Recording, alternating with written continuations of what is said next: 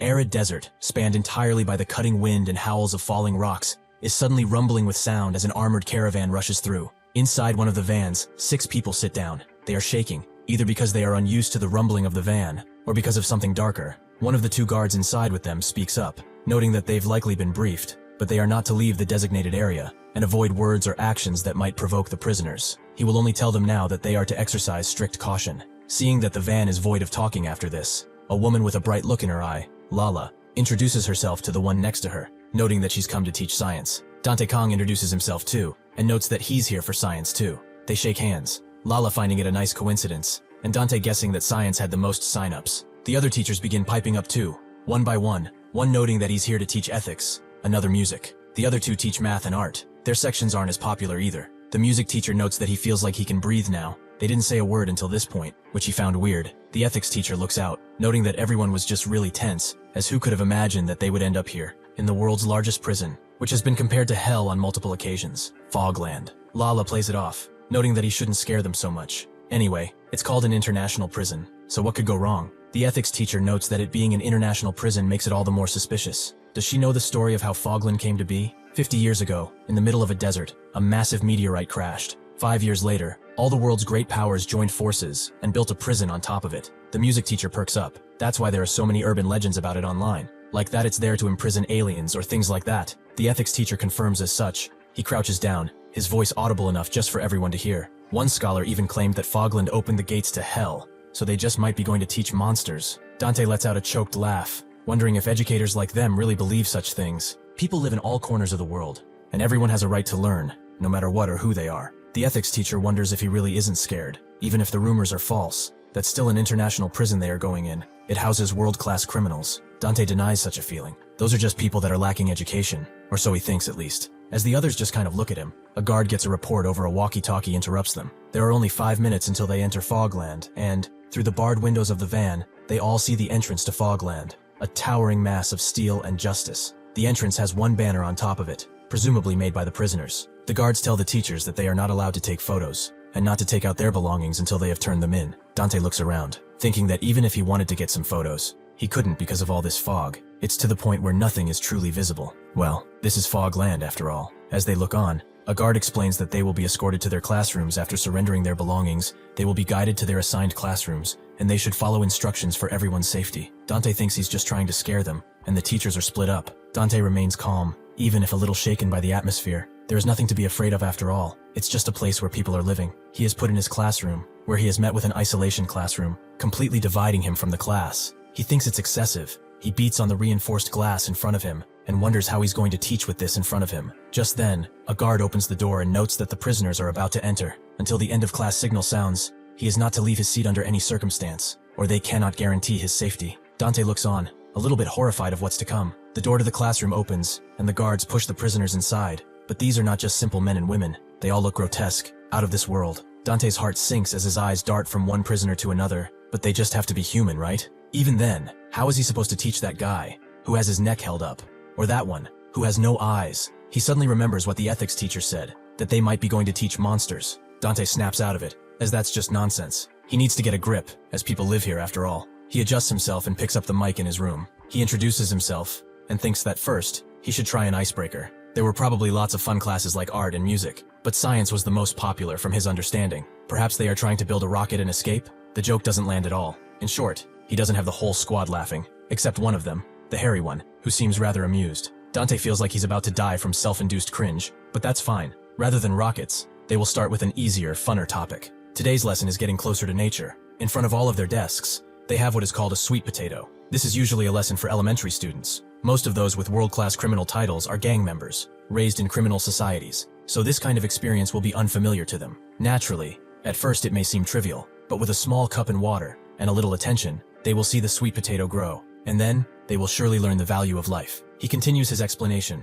All of them in Fogland are classified as dangerous criminals, but even so, today they came to learn. They are like this sweet potato, because they have an infinite capacity to grow, regardless of their environment. So from today onwards, they will try to grow sweet potatoes. One of them perks up. The prisoner whose head looks exactly like a sweet potato asks if he's saying that he's one too. Dante did not mean it like that. He didn't even see his head shape before saying this. He suddenly stops explaining, as he hears and sees a bunch of them just chomping down on the raw potatoes. Dante tells them not to eat them, as they are supposed to watch them grow, but then stops himself and thinks, just what are these people? Even so, they did not come involuntarily, so why on earth are they here, if not to learn? Suddenly one of them grabs his attention, telling him to stop talking about stupid shit, and tell them how to make fog already. Dante is a little taken aback, but connects the dots. This place does have a lot of fog, but are they curious about how it's created? The prisoner becomes annoyed. Seriously, a scientist who doesn't know fog. Dante notes that he's just a teacher, noting that this must be some joke he's trying to make. But suddenly, the reinforced glass in front of him shatters into a spiderweb formation. As the prisoner presses his head against it,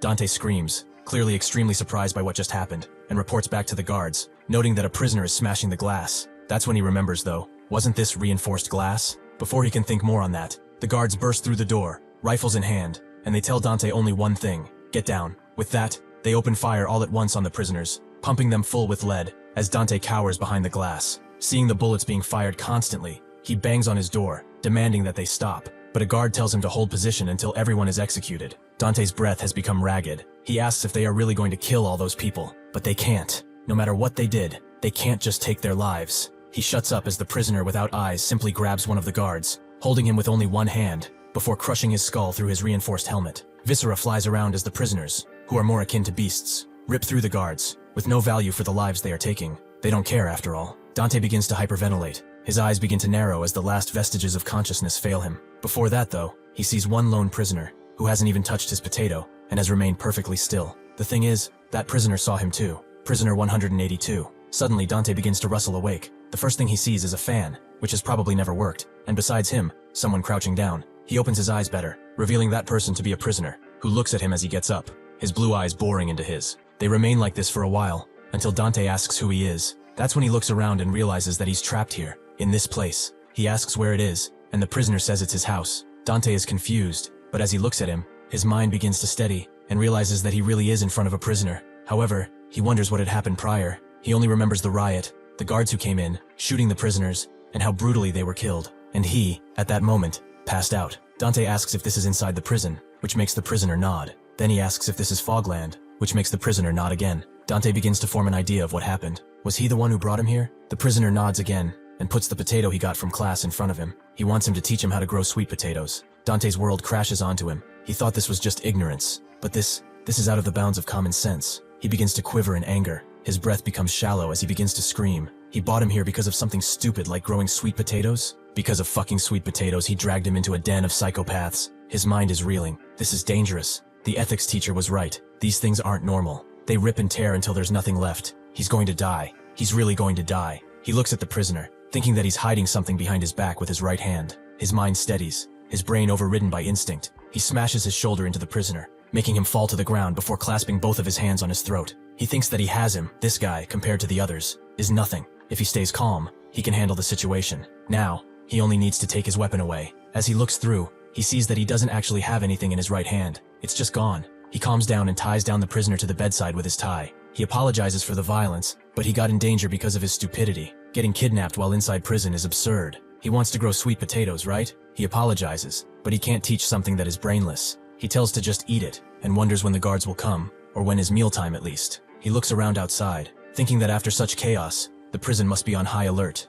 The security forces are probably searching for him, and once he sees a guard or someone, he can get out. Unfortunately for him though, because of the intense fog, he can't see a damn thing in front of him. He begins to scream out, asking for help as he pushes the door, but then it suddenly clicks open. As he wonders why a prison door is open, he steps outside, where he sees where he really is. This place is more akin to a favela, and right below him, there are countless more similar buildings, all built along a large crater. He falls on his ass, as there's no way that this is a prison. He's panicking again, screaming, asking where he took him. Suddenly, 182 pushes his hand over his mouth and tells him to shut up. He's been yelling non-stop, and it's attracting attention. He can't leave this place, so he should just shut up and live. Dante can't believe what he's hearing. Live? Here? In this damn dump? He is a citizen. He doesn't belong here. He's not like the drags of society that live here, not like him. Suddenly, a fat prisoner appears over them, making Dante just stare him. He sees his scarred body and unreadable expression. Dante begins to cry a little bit, noting that this wasn't directed at him, and 182 looks at the prisoner, asking what he's looking at.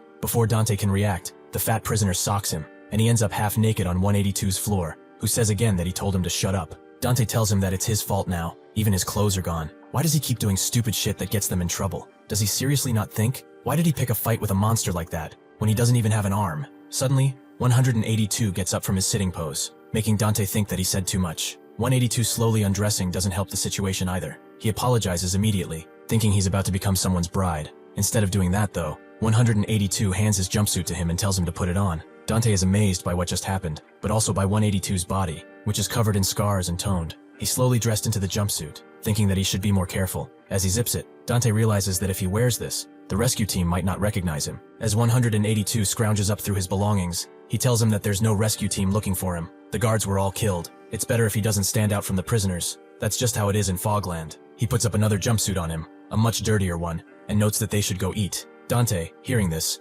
realizes something. Since it's mealtime, then maybe he can meet a guard. Inside the prisoner city, the fat prisoner from before is singing cheerfully, as the suit he got fits perfectly, like it was made for him. Those glasses he had too, they looked really cool. Maybe he should take them too. Suddenly, someone calling him honey asks where he got that outfit. The fat prisoner immediately bows down as much as he can, and explains that he found a nerd in the tofu village, a nerd with glasses, who just moved in. The boss understands, so that's where he was then. The fat prisoner agreed. He dared to wear fancy clothes, so he took them, as they were pretty cute. Suddenly the boss impales the fatty's head with his blade, making him fall to the ground, dead. He doesn't bother wiping away the blood on him. He just smiles, as he finally found who he was looking for, their dear teacher. Dante looks around and sees only a forest of thick cement, with residents that look like camouflage, and their eyes, those of starving beasts. He walks, a piece of rebar in his hand, right next to 182, wondering if these things are really human, or just beasts. This is Fogland. It looked like a prison at first, but it's more like a jungle. He asks if this really is a prison, as it's way too strange. Who built this? 182 just asks what, making Dante raise his tone, noting that it's weird. People are walking around freely, some of them even seem drunk. Plus, those three over there, he wants to know if those are just decorations or something. Fogland was built by the United Nations. How could a place like this turn into a hellhole? 182 tells him to shut it, as his voice is too loud. Dante questions himself, wondering what he is doing. Why is he expecting him to explain things kindly? Is this Stockholm? This guy next to him is a kidnapper, and those eyes are similar to the others. He's just as dangerous, so he shouldn't trust him. They make their way to a place called the Chow Hall, where sure enough, people are eating, and rather normally at that. Dante picks up a tray too, and is confused by how normal everything looks. He takes a peek beyond the line and spots something, an actual honest-to-God guard, amongst the prisoners. A smile appears on his face. He can't believe it. He calms himself down though, as he still looks like he's just an inmate. He has to act as civilized as possible. He will show this man that he is different than this monster's. After 182 asks for extra ham, and is subsequently denied it, it's his turn. He asks the guard if he is a guard, and he says that he is. Dante comes closer, noting that he is a teacher assigned to the inmate education project. He was kidnapped during the riot by the man in the mask on his right, who can absolutely hear him. He probably knows there was a riot. If not, he should contact his superiors immediately, as they must be looking for him. Suddenly, Dante sees a line of drool coming out of his mouth, and looks into his eyes, only to find basically nothing. Before he can ask what is going on, the server smashes him over the head and tells him to get out if he's not going to get anything. Dante just has his tray filled with basic stuff, and as another prisoner eats from it, he looks on, completely defeated. He wonders what those eyes were about. Was that guy not a guard, perhaps? No, he was wearing a guard uniform. He even had a badge. However, he isn't seeing any other guards or officers. Are they looking for him? What's the situation about? In his heart of hearts, he realizes that something is extremely wrong, and that he is, in fact, screwed. At this rate, he will be stuck forever, just like this bastard next to him. He calls 182 as student, and notes that he wanted to grow sweet potatoes, right? This is his last resort. He will teach him how to grow sweet potatoes as much as he wants, but in return, he wants help getting out of here. He has decided to use his stupidity, but unfortunately, 182 isn't as stupid as he thinks he is, and asks if he thinks he's an idiot. Dante tells him that this is not what he meant at all. He said he brought him here because he wanted to learn how to grow sweet potatoes, right? Once he teaches him, he will have no reason to stay, so he will leave, right? 182 says nothing for a bit, then states that to get out of here, he has to become the supreme leader. Dante asks what that is. Is it like a boss or something? 182 tells him someone like him couldn't do it anyway. Dante never wanted to, but does he mean that only the top leader can contact the outside world? 182 raises his fork in the air and tells him, ascend or fall, that is the only way out. Dante doesn't understand. He should explain better, but 182 is done with the questions. Dante gets it. He's not going to help after all. He gets up, noting that there's no point in staying near him anymore. He's getting out of this filthy, horrible place right now. He will also come to regret this, because once he gets out, he won't escape the judgment of the law. He stops himself and begins walking, as trash like him should just rot in this place forever. Suddenly he hears someone call out for a teacher, and his name specifically.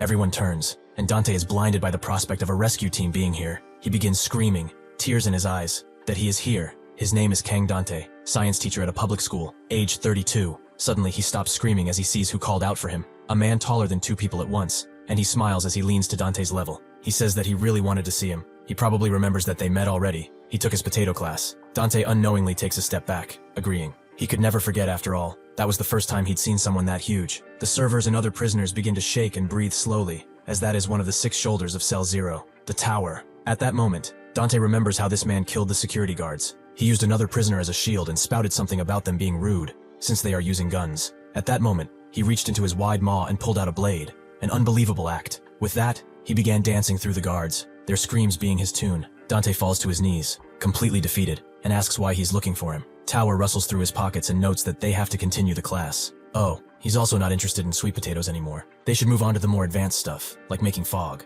The moment the others see the fog, they stare at it like it's their salvation, and it's apparently pretty huge at that. Dante remembers that the guy who almost went through the glass asked him how to make fog too. So this is fog, this blue, writhing lump? He asks what this is, which makes Tower confused. He really truly doesn't know? He clenches his fist as there's no way. He's a science teacher. How could he not know? Were teachers not supposed to know anything about everything? Dante tells him that he's never seen stuff like this in the outside world. Tower is getting annoyed. They took classes for this, for the fog. The 6 shoulders gathered just for his class to take him back. Tower just grabs him, as it doesn't matter if he doesn't know. They will learn from now on, right? Seeing the blue pulsating thing coming closer to his face makes Dante frightened. The moment it begins to dissolve against his teeth, when the others salivate at the corner of their mouths, he throws himself off, as he doesn't want any. The moment the fog drops to the ground, everyone who is watching rushes in to grab it, and under Dante's confused eyes, they begin brawling. Tower isn't mad, he just laughs because, as you can see, everyone wants fog. In this place, it's akin to gold, and also a blessing of the gods. An elderly man has eaten the fog, but even as the others shove him, he stands tall. Even as they bite him and tear his flesh asunder with their teeth, he was smiling. The tower can't believe these dirty tofu village people though, getting all excited over a piece of fog. That old man will live in heaven today at least. Or perhaps, he will gain an incredible talent if there is more fog to be had. As he asks if he's interested, Dante feels the fog that was scraped on his teeth, and he begins to shake violently, before spilling everything he can out of his stomach. He asks himself why he even came here. Why would he even come to such a terrible place? Is he dumb? He sheepishly asks Tower to let him go home before screaming that he doesn't want to come. He can't make this shit. He's never seen anything like this before. He's not a damn scientist, he's a teacher. The Tower tells him to stop lying. He saw it in a drama. He saw a teacher making and selling good medicine. Dante tells him that the person was a chemistry professor. They are completely and entirely different. He doesn't even have a doctorate. He's just a damn high school teacher. Silence falls in the mess hall the moment he says this, broken only by Tower, who asks if he is incompetent. He was the first one to find the teacher. He thought he had won. He thought he could become the supreme leader. He begins to pull out the blade from his stomach, and Dante freezes, and Tower lunges at him, noting that he has no use for useless bastards. As he hears this, memories of his father come rushing through. He called him worthless too, for getting a teaching certificate. He didn't want him teaching children, as nobody in their family has ever missed a PhD. He was a stain on the family name, a creature who hadn't passed a single paper in 6 years. His mother concurred that what he was doing was running away, instead of trying to try preparing for another thesis. His brother told him to stop it, as there's nothing wrong with being a teacher after all. They should let him do at least that, as he's already having it the hardest. He's failed his doctorate for 6 years after all. This was his family. A father famous enough to be on TV, a mother with a doctorate in law, and a brother who became a member of a psychology society at a very early age. He too was respected on the lectern, but at home, he was treated worse than an animal. At one point, as they were having dinner, Dante showed his father a paper about the prison, and explained that it's a United Nations prison. He will teach people. It's organized by the UN, and the pay is considerable. His brother knew the place. It's the one they call Fogland, right? He thought it was awesome, as he heard all the crazy people go there. Dante told him that they were people, and his mother asked why he would go that far. She is content with a steady income from the school now. His father was confused too. Why was he doing this? What kind of stunt is he trying to pull? Dante gulped and told him that giving learning opportunities to people who had few chances to learn, that is something valuable to an educator. At that moment, his brother spilled his wine over his shirt, and he was amused by just how grand that sounded. He should know that that's not professional. It's an impulse born out of the desire to be recognized. It's not that he failed to get a doctorate, but that he's pretending to have chosen a different path, pretending like he's on a mission for good. That's why he acts like he's equal to them. He's trying to justify incompetence with eccentric acts, right? Dante asked why he judged other people's thoughts as his own, but his brother noted that he was just worried, as this is reckless, doing such a thing, out of a mere inferiority complex. It's only proof of stupidity. Now he thinks his brother is right. He was a fool. That was an incredibly dumb idea. Now he will die, surrounded by monsters in this filthy and ugly place. It seems that the one who was an idiot was always him after all. Suddenly though, 182 loses his hood, and throws a fork so hard at Tower's arm that it goes through his arm and embeds itself in a nearby wall. Naturally, Tower drops his blade and screams violently at his broken arm. He turns around, demanding to know the bastard who dared to bring in a gun. At that moment though, 182 rushes in, grabbing a tuft of his hair, and under everyone's vision, preparing a deadly strike. Suddenly, his knee connects with Tower's spine, not just cracking it, but shattering it altogether. As Tower begins to fall, everyone is left speechless, and he sees a Tower as he shatters the ground with his body. Dante looks on in amazement, and the prisoners note that a new shoulder has been born on this day. They all rush in right over Tower's corpse, the one they used to fear just moments prior, and want to hear the name of the new shoulder. 182 just looks at Dante, and notes that they should go before grabbing him and getting out of there. After they stop walking, Dante can't believe that he is alive. His body had already surrendered to death. He looks at 182, and thinks that he is strong, extremely so. He asks if that sweet potato thing was a lie. Why did he even sign up for the class in the first place? Is it because of the fog? 182 asks if he can make fog, and Dante immediately denies it, and apologizes constantly, making 182 a little confused. He explains that he originally went because they said he would get new clothes. He just saw a line blocking the street, and one of the prisoners told him that outsiders had come. They said they would teach them something. Since the competition was fierce, he suggested that he line up too. 182 didn't want to at first, but when the prisoner said that he would get new clothes, he immediately slipped in line, waiting patiently for his new clothes. Dante didn't expect that to be his reason, but why then did he save him? 182 notes that he didn't save him, he saved his new clothes. However, he didn't even teach him anything, and he soiled his new clothes too, by peeing on them. Dante hadn't even realized that this was the case, and after going to the shower room and acquiring new clothes through iffy means, Dante begins washing the clothes he was given, as he wants to return them. He wonders though, is that ragged thing he's wearing a sentimental piece? Or why did he keep it if he had new clothes? 182 looks at him, confused, and points at the number on it, claiming that it's his. Dante knew that already, but why didn't he throw it away? 182 tells him that it has 182 on it. It's his, and that says 182 on it too. Both are his. Dante is becoming confused too. Does he mean that the dirty clothes are precious too? Well, he guesses he doesn't have the arm to wash them, so he will wash them for him too. After washing everything properly, they return to 182's house and dry it up. Dante takes a look at his watch. It's past the exact hour, meaning that a whole day has passed while trapped in this place. Escape aside, the monsters called Shoulders are still definitely looking for him. They might have learned his location from the earlier commotion at the mess hall, so he has to make his way out of here tomorrow. As his stomach grumbles, he thinks that he should have taken a bite out of that disgusting soup earlier. Suddenly, he notices the sweet potato 182 is keeping, and thinks that he can have a little bite anyway, as he can't grow it in this place anyway. Before he can do that though, 182 smacks it out of his hand and tells him to buzz off. Dante, defeated, notes that he was just hungry. Can he have a little bit to eat? 182 gets down and denies his request, as this is his. He etched his number on it after all. Dante thinks this is absurd and asks if he will grow it. Does he even know how to? 182 doesn't. But anyway, if he kills his sweet potato, he will kill him in return. Dante can't believe how dumb this guy is. His vocabulary is at a kindergarten level, and his behavior would be primitive if not for the few words that he speaks. However, in a way, this is rather favorable for him. He asks what if that sweet potato already has a sealed fate. 182 asks why that is, and Dante explains that he engraved his number into it, and potatoes get sick because of that. It's called browning. Seeing the worry in his eyes, Dante pushes further, noting that there is a way to revive it. Since their previous trade failed, it's hard for him to tell him this, but he will tell him one thing. He needs sunlight. Fogland's fog is thick enough to block the sunlight, so he has to go to a place with thinner fog. 182 tells him that this tofu village has the least amount of fog, but Dante tells him that it won't be enough, as even clothes don't dry well here. At minimum, he must get to the gate in front of the fortress. The entrance to Fogland, that is. Somewhere else, a craftsman is hard at work, making the best possible support for Tower using metal. He is naturally in pain, and asks how long this will heal, but one of his men tells him not to worry. He brought the best architect. The Tower wanted him to bring a doctor, but anyway, what the hell happened there? His talent has accumulated for a long time inside of the fog. The strength of his spinal bone is probably stronger than rebar, especially his neck bone, but with a single strike he shattered it. That stupid teacher is useless for now. He has to go after the brat now, as he's definitely monopolizing fog somewhere. Suddenly, a familiar voice notes that he really found the teacher after all. It's the man from before, who attacked Dante. The others didn't even notice that he was there, but he ignores their reaction and finds it amusing that Tower got his neck broken. Tower is not too pleased with him appearing in his hideout like a rat, but the man thought they formed an alliance. They said they would share if they found the teacher. Tower tells him to stop spouting nonsense. After all, he is the one who will become the supreme leader. Suddenly, the man grabs the hammer from the architect and notes that his dreams are far too big compared to the talent that he has. Tower tells him to wait. He wouldn't attack an injured person, as that would be cowardly, right?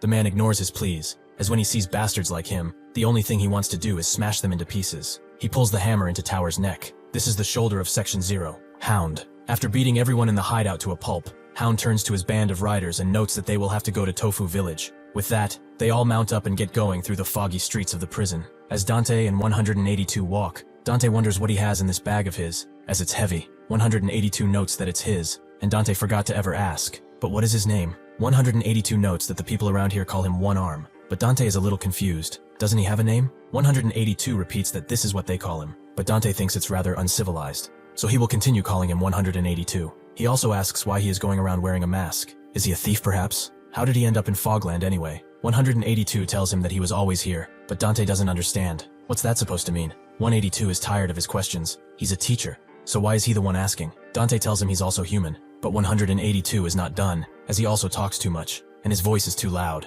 With that, they walk in silence for a while, until Dante falls on his ass, and notes that they should rest a bit. He's hungry, and he has no energy either. He wonders how much further to the entrance. They've been walking for 2 hours already, but they keep seeing the same path, over and over again. 182 tells him that he doesn't know the way, making Dante angry. Why is he only saying that now? Have they just been walking for 2 hours for nothing? This is crazy. He slumps on his back, as he can't go on. Either he will carry him on his back, or get him something to eat, if he wants to save that sweet potato. Suddenly, 182 falls on his face, and Dante gets up swiftly to check on him, and sees that he's completely dehydrated. He tries to wake him up, scared that something dangerous might have happened to him, but he's more afraid of the fact that he will be left alone in this place. He begins to shake 182 violently, pleading, screaming at him to wake up. Suddenly, a man plummets to the ground from the air, right behind him. As Dante turns around, he grabs his pupils, opening them wide to see his eye. The man is surprised, as he's a normal person, isn't he? He apologizes for being so rude. It's just that he heard a loud noise, so he was curious about what was going on. Dante and 182 are taken to what seems to be an apartment building, and is given something to eat, which he does so greedily. The other person in the apartment tells him not to eat that fast, as he's going to get indigestion. He should eat slowly, as there's more where that came from. Dante thanks them, as they saved his life, while also thinking that he never expected to see normal people here. The man introduces himself as Rambutan, and the other as Lychee. Dante also introduces himself and notes that this is the first time he's met anyone here with whom he can have a normal conversation. He also didn't expect to see a woman here. Lychee hugs Rambutan and asks if she really looks like a woman. She cut her hair to look more like a man, as being a woman in this place makes one stand out. Rambutan explains that they came from the inside. The closer one gets to the center, the concept of blocks pretty much dissipates. Dante is curious. Are there a lot of normal people like them in the center? Rambutan doesn't think so necessarily, but Tofu Village is full of losers who get pushed to the side. Anyway, is he new? Or hasn't he done the fog yet? Dante explains that he is not an inmate. It's hard to explain the details due to some circumstances, but he was kidnapped by that guy who collapsed over there. Rambutan asks if he means that he was kidnapped into Fogland, and realizes that he was probably kidnapped during the teacher kidnapping operation. Dante sheepishly asks how they know about that, and Rambutan confirms that everyone knows. The enforcers set it up beforehand. They even took over so nobody else would attend classes. Dante understands that's what happened then. But then what were those idiots in the administration doing? Rambutan didn't expect to meet the main character of that whole ordeal, and Dante asks him, even if out of line, if he's not a spy for those enforcers. Rambutan denies as such, and Lychee asks what happened, as she's never seen an enforcer like that before. Dante doesn't think he's actually an enforcer. He kidnapped him to learn how to grow a sweet potato. Hearing this, Rambutan can't help but laugh, as that's the last thing he could have expected. Dante doesn't even mind that they are laughing, in his situation, which is like something out of a dark comedy. Their laughter is like sympathy. Seeing him cry, Rambutan stops and asks if he's being held captive by him. Dante doesn't think so right now. He's just traveling with him as a makeshift bodyguard, but he probably got a heat stroke, as he collapsed all of a sudden. Lychee explains that it's limbo. It's a type of withdrawal from the fog. He probably saw the people sprawled on the streets around everywhere. They fell into limbo because they couldn't get fog. They snap out of it eventually, but if limbo repeats, their brains start to turn into mush. Dante is confused then. Just what is fog? The two look at each other, and Rambutan notes that he really doesn't know anything about this place, does he? Fog is a divine medicine that grants talent. It amplifies the talent one never knew they had, or one they yearn for. Dante asks if something like that is possible, and Rambutan notes that not only is it possible, it also allows one to transcend human limits. With this power, they are going to break out of prison after all. Dante stares at the two of them, both in awe and in fear. Hound gets to 182's cell, but finds it completely barren. Well, they couldn't have gone far, but he should hurry, as the others are probably searching for him too, like Bone Eater, Nunface, Fuseyback, and Drillhead. Rambutan and Lychee ask Dante if he will come with them, which he agrees to at first but then stops. While he appreciates the offer, as a civilian, meeting guards or the operating bureau should come first. If he gets clumsily involved with prisoners and escapes, he will really be charged, and that is if they succeed. If they don't, he won't have to worry about it anymore. Rambutan tells it how it is. He will never see the operating bureau or anyone else here, as nobody wants to try and enter Fogland. That's due to fog addiction. Step in wrong, and he will be unable to live without the fog. That goes for him too. Dante is confused, as he never used fog, and doesn't plan to. Rambutan notes that it's not about what he wants. He's been here what, 2, 3 days? Has he ever thought about the dense fog here? That fog itself is particles of fog, the thing he's been trying to hide from. Fog is the God-given gift that grants talent. To manifest that talent, Countless fog particles are needed. To become addicted, though, the particles alone are enough. The fog slowly seeps into his lungs, and he will constantly crave more fog. If he can't obtain it, he will eventually fall into limbo. Dante wonders if he's already addicted, if he's already screwed. Rambutan notes that there's a chance. Limbo is the first stage when it really starts. Everyone's tolerance differs, so he cannot say when, but there is no time to relax. Dante says it how it is. Even if they are to escape, they are already screwed. Addicted. Lychee confirms as such. But even so, she's never heard of anyone who left this place alive. Maybe in the distant future, natural recovery could happen, or if they expose this prison, an antidote might be made. However, they promised not to die here, and Rambutan agrees. Even if they fall into limbo and forget each other,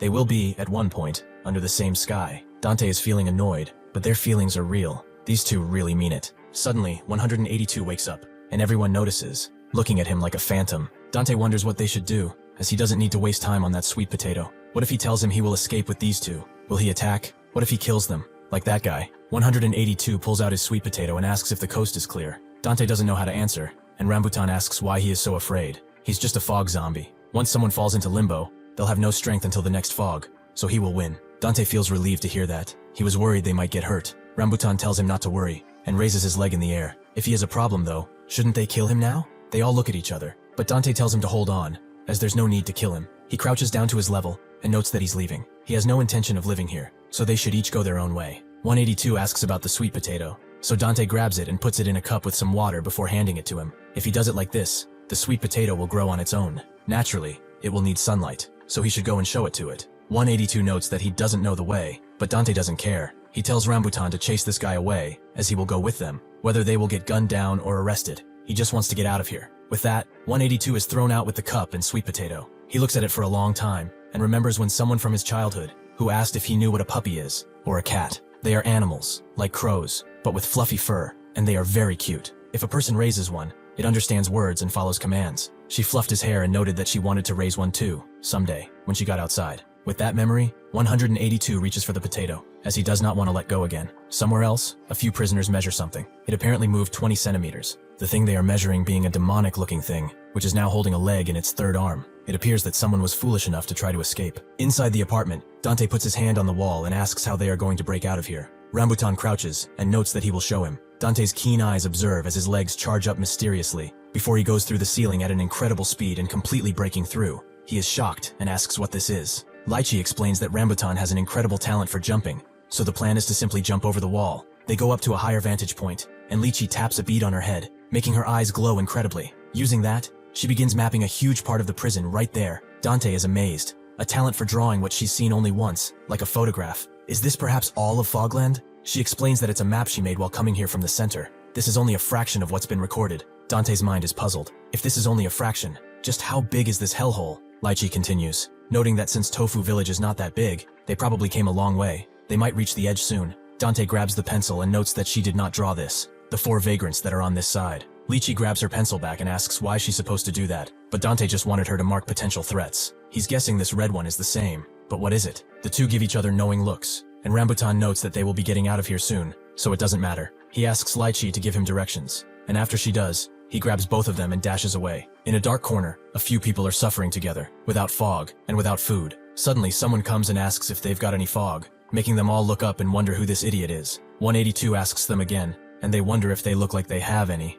182 then asks them to empty their pockets, causing one of the larger men to smack him across the face, demanding to know what the hell he is talking about. They are starving to death, and he dares to ask for shit. One of them, a skinnier one, suggests that they eat him. They say that one can get fog from human flesh. Those bone eaters eat people for fog after all. The others don't know what to say, even if they are hungry. Doing something like this is a little much. Lunch is almost here anyway. He points his spoon at 182 and wonders where they should begin eating. Maybe they should drain his blood first and drink that. As he thinks, Hound slaps him the hell out of the way, straight into someone else. The slap was so hard that the hungry guy's eardrums got pushed out. Slowly and surely they realize that the man in front of them is Hound, so they all begin to run away, as they do not want trouble with someone of his stature. Hound crouches down to 182 and notes that he finally found him, a visible smile on his face. On the day of the teacher kidnapping incident, as the other prisoners were fighting, Hound broke through the glass that was keeping Dante saved and grabbed him. He began to run away, thinking that he had won. Those stupid bastards were too busy to even notice that he had nabbed the teacher. Also,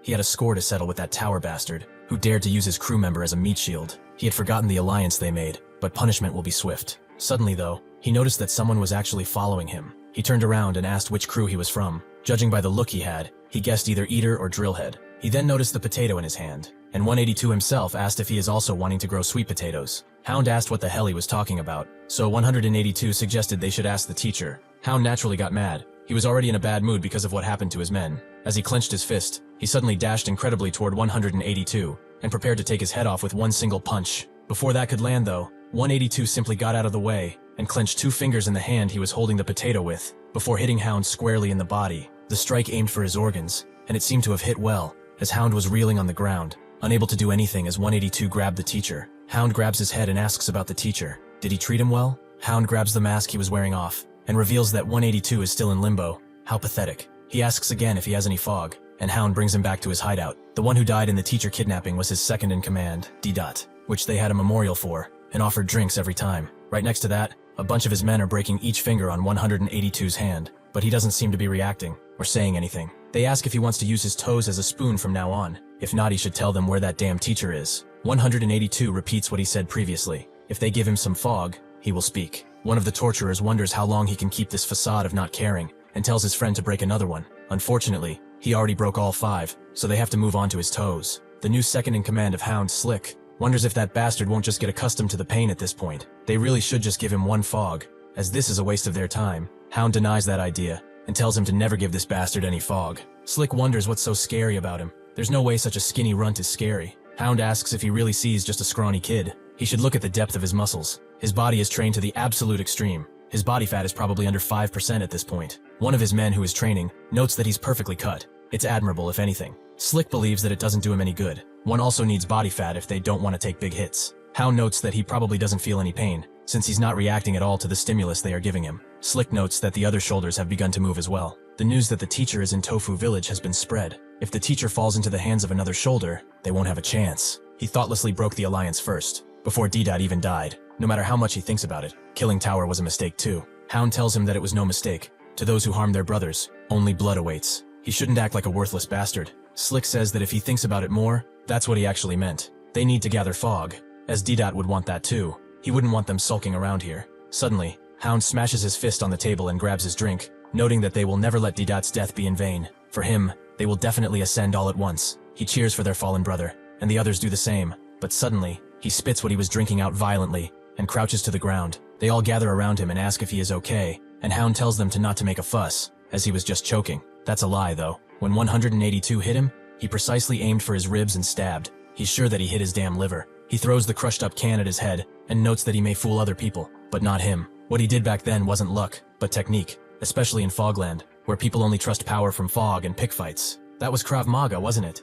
And the shoes he's wearing, steel-fitted. Was he perhaps a soldier? Eventually, Dante and the others arrive at a gate, and his eyes light up upon seeing it, thinking that this really is the exit. Suddenly though, Rambutan grabs him and tells him to wait a moment, as that thing is being guarded by a watchtower. Dante wonders if there really is someone in that watchtower, but Rambutan says they can't say for certain. Dante notes that if there's someone, maybe he could go alone, but Lychee wonders what he's going to do all alone. Knock on the door maybe? Suddenly, a head appears out of the ground, and notes that they will shoot him. They will start shooting the moment they get close to the door. Lychee understands, but then, they all realize that he wasn't supposed to be here. Dante asks what this is. Is this a sentient sweet potato? When the drillhead gets mad again about being called a sweet potato, Dante remembers that he was actually in his class when the incident happened. Rambutan gets in the middle of the two, as he knows that this person is a shoulder. Dante is finding it hard to believe, especially since he has such a shapely head. Suddenly, people wearing warning cones appear and put them on the ground on each side, surrounding them. Drillhead dashes from below, introduces himself as the man closest to be the supreme leader. He goes to grab Dante as he needs his knowledge, but that's when Rambutan kicks him squarely in the face,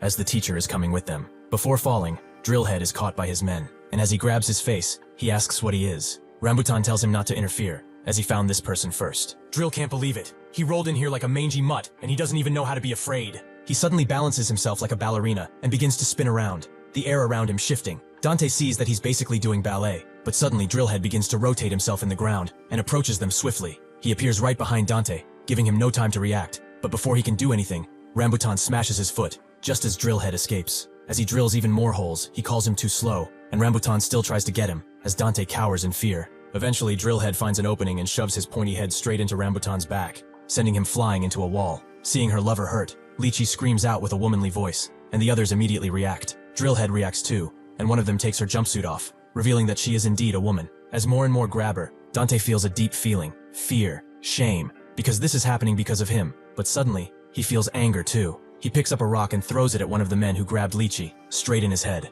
They are all surprised, including Lychee, but he doesn't stop there. He unleashes a barrage of rocks, hitting even Lychee at one point, who manages to grab his hand before he can throw another and tells him to stop. As Dante comes to, they both run away, and Drillhead notes that the woman is pretty, but as he does this, he looks at Rambutan, gauging his reaction. Suddenly, they both dash in the direction of the two who are running. Unfortunately for Dante, Rambutan grabs Lychee, as Drillhead grabs him and disappears into the ground with him, sealing his fate. Back in his hideout, Hound asks if he's a soldier or special forces. He too used to be the kind of bastard who fought in real battles. Before coming to Fogland, that is. He gets up and tells Slick to beat that guy within an inch of his life. He wants to see how long he can last without any fog. With that, he disappears, and Slick feels annoyed, and one of them asks if he will do it. If not, maybe they should do it together. Slick tells him to stop talking, and notes that Hound has no qualities to be a leader. He's an irresponsible bastard. Should be Hound? The one who will become the supreme leader, he means. If there is lots of fog, anyone can get a chance. For example, Inko is good at drawing. In a way, he also has the qualities to become the supreme leader. Even Bulk, even if he's not smart,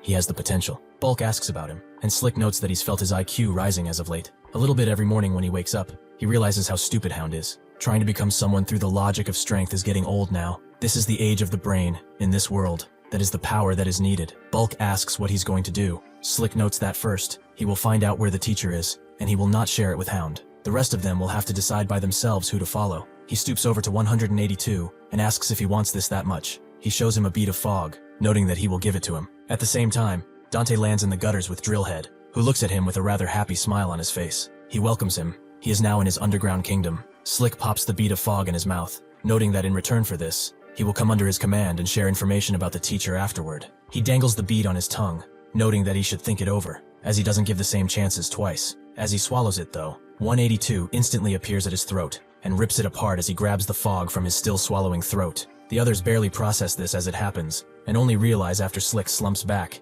his throat completely gone. They go over to him, trying to see if he's still breathing, but then they begin hearing crack after crack. As 182 dresses his fingers back into position, he looks at them, his eyes glowing like a true demon from below. Down below, Dante wonders if Rambutan and Lychee escaped. They probably did. By now they must have left him behind. Well, they had no other reason to wait for him, so he understands. Whatever, he's cooked anyway. Drillhead looks at him with a happy grin, and asks if he can really make fog. The Tofu Village guys were saying so. The teacher whipped up fog in an instant, and he ate the fog before breaking Tower's neck. Dante wonders how a rumor like that even appeared, and Drillhead asks if it's true. Dante would like to deny it, but seeing what happened the last time he was found useless, he decides to say that it is indeed true. He quickly made a huge fog and swallowed it. The tower fell to his legs like a puppet. Drillhead tells him to stop lying. He is not as dumb as the other bastard. He doesn't believe in the ridiculous superstition that the science teacher can make fog. He's someone who doesn't believe in stupid stuff like that. Dante doesn't know about superstition. If nobody knows how to make fog, then it shouldn't exist in the first place. Drillhead tells him that fog wasn't made by man. One day, suddenly, it just fell from the sky. Dante remembers the story of the meteorite striking this desert. Is that perhaps the source of the fog? The thing that is powering these beasts? Drillhead notes that with 50 years already passing, there are rumors going around that there's not much fog left. Soon, Judgment Day will be upon them. Dante understands now. It's all limited resource then. Drillhead confirms as such. With the little fog left, the prisoners are struggling, but the fog just cycles around. He orders his men to bring him something, which is a dead naked guy. Drillhead explains that it's someone who died after taking fog, and he was wondering, can he separate the fog from his blood? Scientifically, of course. Dante is shocked, and asks what he's talking about, so Drillhead explains it better. He's referring to that 3 days ManhwaCapped device thing that spins around. Dante asks if he's talking about a centrifuge, and Drillhead agrees, and notes that people who took a lot of fog have it in their blood, in deep amounts. Dante asks if he just wants him to squeeze out a damn corpse. If it's fog concentration, wouldn't it be better to open his nostrils and breathe in? The fog mist is everywhere after all. Drillhead grabs him by the throat and tells him to stop spouting shit.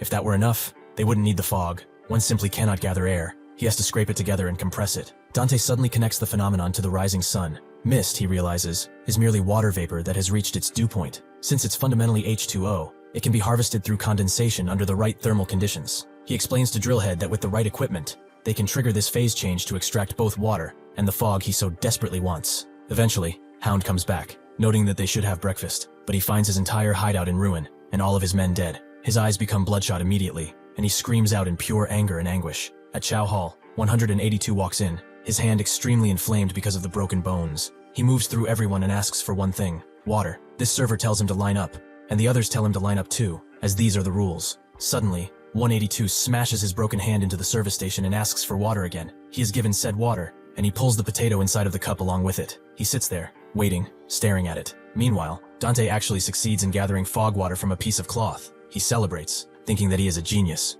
Now nobody can touch him. 182 continues staring at the potato, but it doesn't grow. It seems he was fooled. So the teacher, he will have to kill him now. Rambutan and Lychee begin asking around. They find an innocent-looking man and tell him that they can escape together. There is definitely a way out of here. The innocent-looking man seems puzzled at first, but then pulls out a combat knife and tells them to get lost. As they walk, Lychee notes that no matter how dumb or naive someone looks, it's still no. In this place, there is nobody who doesn't know about that thing. Rambutan guesses that it's only Dante who does, and she notes that Drillhead's hideout is on the map she made. This is a fog catcher, a device that produces water from air in arid countries or dry regions. The principle is rather simple. Water vapor in the air condenses at the dew point when the temperature drops. At dawn, when the temperature falls, moisture in the fog is captured through a mesh-type net and thus converted into water. If one can replace the net with a breathable insect screen and shape the bottom into a curve to guide dew to the collection area, the water gathered will likely contain lots of fog. Drillhead asks what this fog water is, and Dante notes that it's water made from the pure fog of Fogland. Drillhead dips his fingers in and tastes it.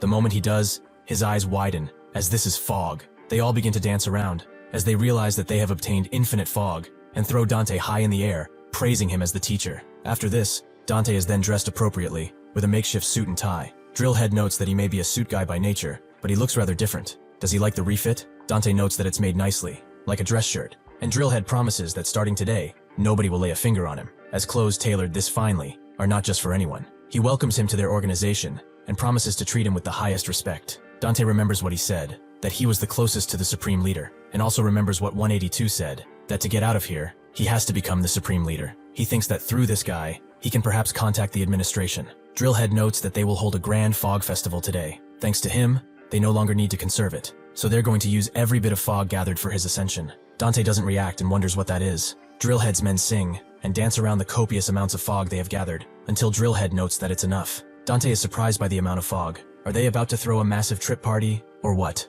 Drillhead notes that he is the king of the underground, and their king. This is the moment their efforts are finally bearing fruit. With the fog they have saved for so long, he will challenge Ascension today. All of his men cheer him on, wanting to see him ascend and finish this. Drillhead looks back at Dante and tells him to watch closely. Watch the true birth of a king. He begins to gorge on the fog, under everyone's gaze. His men continue their ministrations, telling him to ascend, and he continues eating, until there are only a few pieces of fog left, and his belly swells uncontrollably. Seeing nothing happening, Drillhead thinks that today is not the day either. He has consumed tons of fog in his life, but even so, one of his men notes that his talent is so fast that it cannot keep up with his body, so they will keep trying. Suddenly though, they all point and see that his head has grown exponentially. They all begin to cheer again, thinking that he finally ascended, and Drillhead too can feel the universe. He is in the place where all the fog came from. He can see all the truths of the world. As he begins to swell in other places, he says that all of them live in a pale blue hell. Suddenly, he simply bursts open, his vessel not being able to hold in all the fog.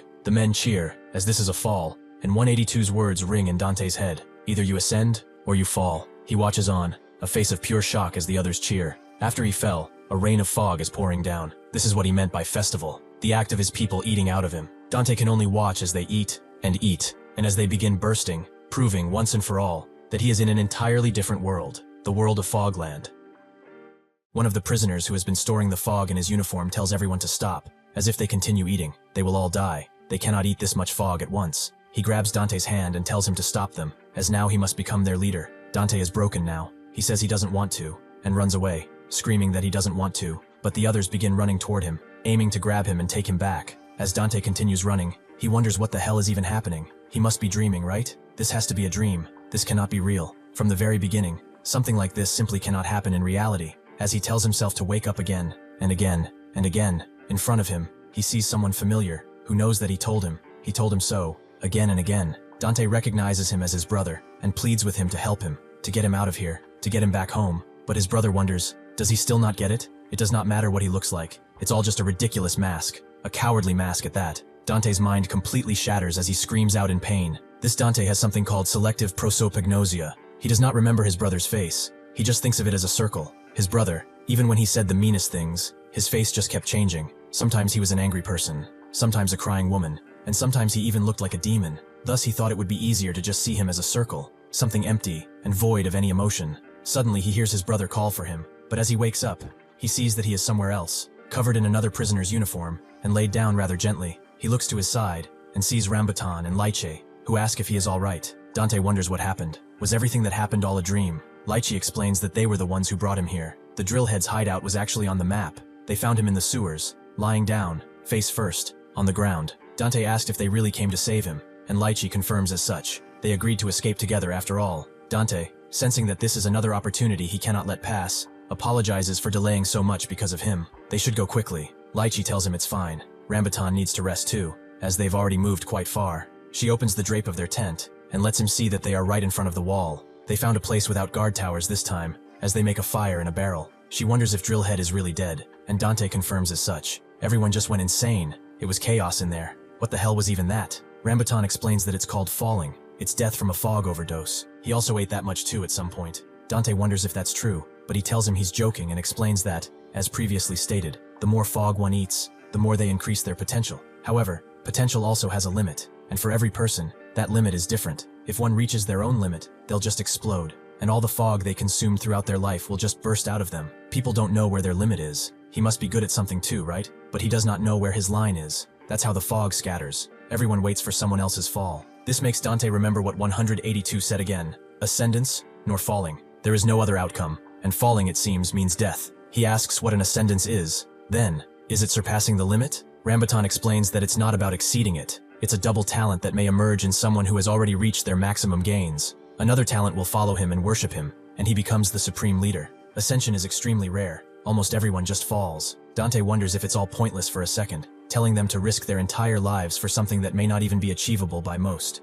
Rambutan explains that it's like a legend. One day, a person will appear with an infinite number of talents. They believe he will surpass the laws of this world and free them all, and he will become their god. That is who they call the supreme leader after all. Somewhere else, someone closer to him is listening, his ears taking everything around him, the pigeons that are flying about, the brawler next to him, some guy taking a piece. He can hear everything, but he can also hear the click of Dante pushing his glasses up his nose. 182 opens his eyes as he finally found him. In the sewers, people who are extremely prepared and wearing gas masks, beginning to scoop up the fog from Drillhead. A woman with a bag over her head notes that it's glowing everywhere. Every day, it seems, someone just falls. She sees the remnants of Drillhead, seeing how focused the fog was inside of him. He was trying to ascend too, but that's just pathetic. Well, she will have the fog if he can't do anything with it anymore. Suddenly, someone calling her a tourist tells her not to pick up that trash and take this, giving her a bag of refined fog. She is pleased, as this has excellent quality, and the red-haired man asks if they have already found that guy. The woman asks if she is referring to the one-armed one. Well, who really knows? Maybe they did, maybe they didn't. The red-haired man is annoyed that a whole year has passed, and that is all what they can do. The woman notes that, to her, this job is rather unprofitable after all. It's an order from Fogland's Operations Bureau, right? The man tells her to stop talking nonsense, but the woman is not pleased. Prices have risen a lot this year, so can he pay a little more? The red-haired man concedes such. If she does bring that one-armed bastard to them, he will give her as much as she would ever want. As morning arrives in the tent, Dante is freezing over. He shouldn't have changed his uniform. That one was much warmer, and actually a lot more pleasant, as he is freezing his ass off. Near him, the two lovebirds are flirting with each other, draping one of their uniforms over them to hide what they are doing. Dante suddenly sneezes, confirming that he was not sleeping at all. Rambutan asks if he is chilly or whatever, but Dante tells him that everything is fine. This is just a very, very unpleasant morning. They arrive in front of the wall, which is extremely high, but Dante also notices something strange. Are those stains of blood? They look fresh, but he didn't see anything that night, and for some reason he is getting rather nervous. Dante asks if he can help somehow, and Rambutan confirms as such. He just needs to hold this bag, and also there is something else that's important. Is he a religious man? Dante is confused, but before he can say anything more, Rambutan asks him to read a prayer to them. Dante is confused. A prayer? He doesn't even believe in God. He tells him it doesn't matter. In such desperate situations, everyone prays. They pray for a chance to get out, for them to be able to get out of here. Dante, sensing that he is not lying, notes that he can only say, "Our Father." Rambutan is pleased with that.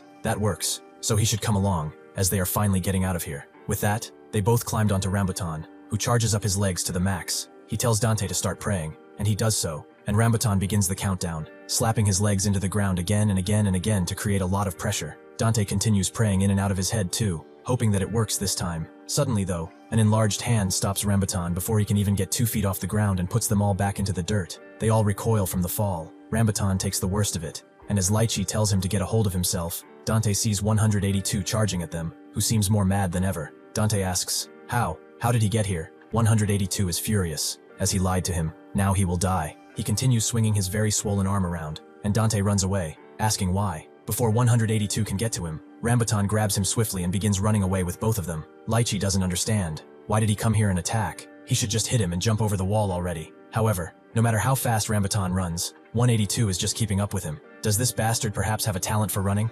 182 comes face to face with Dante and tells him to stop running, or he will break one of his legs. Dante explains that he is not the one running, but why is he clinging to him anyway? Suddenly, 182 trips Rambutan, causing them to fall all over again and skid across the dirty ground. As Dante recovers, 182 stands above him, saying that he means business. Dante tells him to just calm down. What did he even lie about? He told him how to grow sweet potatoes, right? 182 notes that he did all he said to do. He gave it water and sunlight, but it did not work. Dante is confused. He looks at his watch, which miraculously he still has, and notes that it's been about 1 day. How could it even grow so fast? 182 notes that he is just wasting his time, but Dante grabs his head, telling him that he is not. Everything needs time to grow. Is that not obvious? He needs at least a week to know whether or not it will even grow or not. 182 just accepts that and asks where he is going. Dante dusts himself off and knows that he told him already. He was leaving. He doesn't need him anymore, right? 182 looks around and asks if it's because of those two people. Dante asks what he is talking about, and tells him not to touch them, no matter what. He already told him what he needed to know. He was about to go home. 182 just looks into his eyes and asks if he really wants to die. He said he wanted to leave, and for them he is ready to die. Rambutan immediately screamed at him to shut up. He thinks they have just finished talking, right? So why doesn't he leave and stop bothering them? He tells Dante to come to them to forget about this guy, but Dante, for some reason, feels extremely uneasy. He asks what 182 is talking about, but Rambutan grabs his arm, dismissing it as just some nonsense of a guy whose brain is already melting. They do not have time anyway, so they should just go now while they still can. Suddenly, Lychee tells him to just grab him and start running. Dante tells him to wait, as he still hasn't gotten his answer, but Rambutan tells him to pray faster, or does he no longer want to get out of here? Dante does so desperately, but this is a titan. Rambutan uses his power to jump high and mighty, but Dante still cannot get over his bad feeling. He remembers everything that they did, how they saved him countless times. He likes them. They decided to go home together. They care about him, right? Suddenly, though, Rambutan makes space between them and puts his foot on Dante's chest, apologizing for what he's about to do. Suddenly, he throws Dante away, and he falls over first, almost touching the bloody fence. Rambutan gave him a bag too, and that bag was actually full, with refined fog to the brim. The people checking, or the Guardian notes, that it moved about 30 centimeters. It seems that someone tried to escape again, right? Suddenly, though, the Guardian just disappears from their view. It seems like someone is trying to escape again. Unfortunately, Dante was the Guardian's target. Left to get out of this situation alone, he has been betrayed. In the past, when Lychee was cataloging the entire prison, they stood in front of the Guardian and told Rambutan not to touch it, as that thing is dangerous. It looks like a gargoyle, like some sort of statue. As long as no one crosses the wall, it just won't move. So it really is alive, right? He does not believe this thing can stop them from escaping, though, although he heard stories. Lychee explained that they said it was a creature that came together with the fog. Some say it's a protective device made by the government to prevent fog leakage. It's like a tool to prevent all fog from escaping this place. Fog on the human body, the fog they breathe, all of it. They don't want that fog to disappear, so they keep blocking it. Rambutan asks if that meant it could think, and Lychee thought so. It can sense fog anyway. It can immediately know who is thinking of escaping. As long as the gargoyle is here, they will never be able to leave this place. The more they desire freedom, the more she dreams of the outside world and sunlight, the more the despair inside of her grows. It's an endless cycle, and she can't take any more of it. Rambutan grabbed her hand and told her that it won't be like that. There must be another way for them. He already promised her that she would be getting out of here, so she should put her trust in him. If it's for her, he can do anything, no matter how hard it is. Rambutan steps on the wall and looks behind to see that the gargoyle has completely swallowed Dante, along with all of the fog. His face is one of pure vindication. It worked. The fog in his bag, and those stupid prayers he said. The gargoyle thinks Dante is the one who escaped with the fog. This is the moment to get out of here. He immediately falls over the other side, and lands roughly, where the sun basks on the golden sands around the prison. He can't believe it's sunlight after all these years. They made it. They are free. He calls over Lychee, but when he looks behind him, he sees that her head is completely removed. The only thing left behind is a stump where her head should be. He looks over at the crunching noise nearby, and sees that another guardian has appeared, one who is standing on one leg, and he seems to be chewing on something that is actually Lychee's head. He can only watch as the gargoyle continues crumbling it, until the beast crushes it in its jaws. With the fury of a man who just lost his lover, he rushes in, and tries to crash his foot into the gargoyle. But before he can do anything, the gargoyle just breathes in, and lets out a fiery blast of fog, completely overtaking Rambutan, and making him unable to do anything. The gargoyle who ate Dante steps over the wall. 182 calls Dante an idiot as he had told him he can never leave this place. He looks at his broken arm and then rushes in on the Guardian, using it to punch its jaw so hard that it actually starts to shatter, confusing the gargoyle too. He lets out a piercing fog strike, but 182 got out of its way at the last second and calls him extremely annoying. He punches the gargoyle's teeth and jaw again and again and again, telling it to break already, and eventually it actually does, revealing that Dante was actually still alive. He is sobbing like a baby. He begs 182 to save him, as he knows he was wrong. He just wants to live. 182 offers him his broken hand, and he pulls him out of the gargoyle's jaws, landing roughly with him on the ground. Dante immediately grabs his hand, noting that he thought he was going to die. He thought he came here to kill him, but why are they all acting so like this? Why does he have to even go through something like this? 182 just tells him to open his eyes and say that he does not want to go anywhere anymore. As he does, Dante immediately sees the gargoyle above them, and he becomes afraid once again. He asks what that is. It's a monster. A thing. They should just run and get out of here as fast as they can. 182 just pins his head to the ground and notes that he should tell the gargoyle that he will never leave again. He told him many times before that there is no way out of here, and he was not lying. He should hurry up and say it if he still wants to live. Dante grits his teeth but resigns to his fate and promises the gargoyle that he will never leave again. 182 looks into the gargoyle's eyes, and since it detects no malice or deceit from the both of them, it simply vanishes. Dante gets up and asks what kind of creature that is. Was that just an illusion? He also asks about Rambutan and Lychee, that couple. Where are they? Did they manage to escape after all? 182 tells him that they died. What he saw was not just a simple illusion. Anyone who tries to escape this land will die, no matter how strong they are, no matter how much they love each other. No one can defeat the Hollow One. Inside the prison, the girl with the bag over her head from before is interrogating Bone Eater. He is a cannibal, right? That's a terrifying name for him too. So he really eats people. Or is it just a cool name to scare off anyone who might steal his fog? Bone Eater notes that if she really wants to find out, they can try it. He is rather curious as to what she tastes like. The girl tells him to put that away, and she didn't consent to it. But Bone Eater knows that she really is soft. He can tell just by touching her a bit. She looks rather tasty, doesn't she? Anyway, she is rather brave to come here. What business did she come on anyway? The girl pulls out a photo and notes that she is actually here to help to find someone. This man. His prisoner number is 182. His height is 182 centimeters, and he has 2 moles on the right side of his face, and he also is missing his right arm. Bone Eater grabs the photo with his tongue and puts it to his face, noting that he looks extremely delicious. Can he eat him? The woman sighs.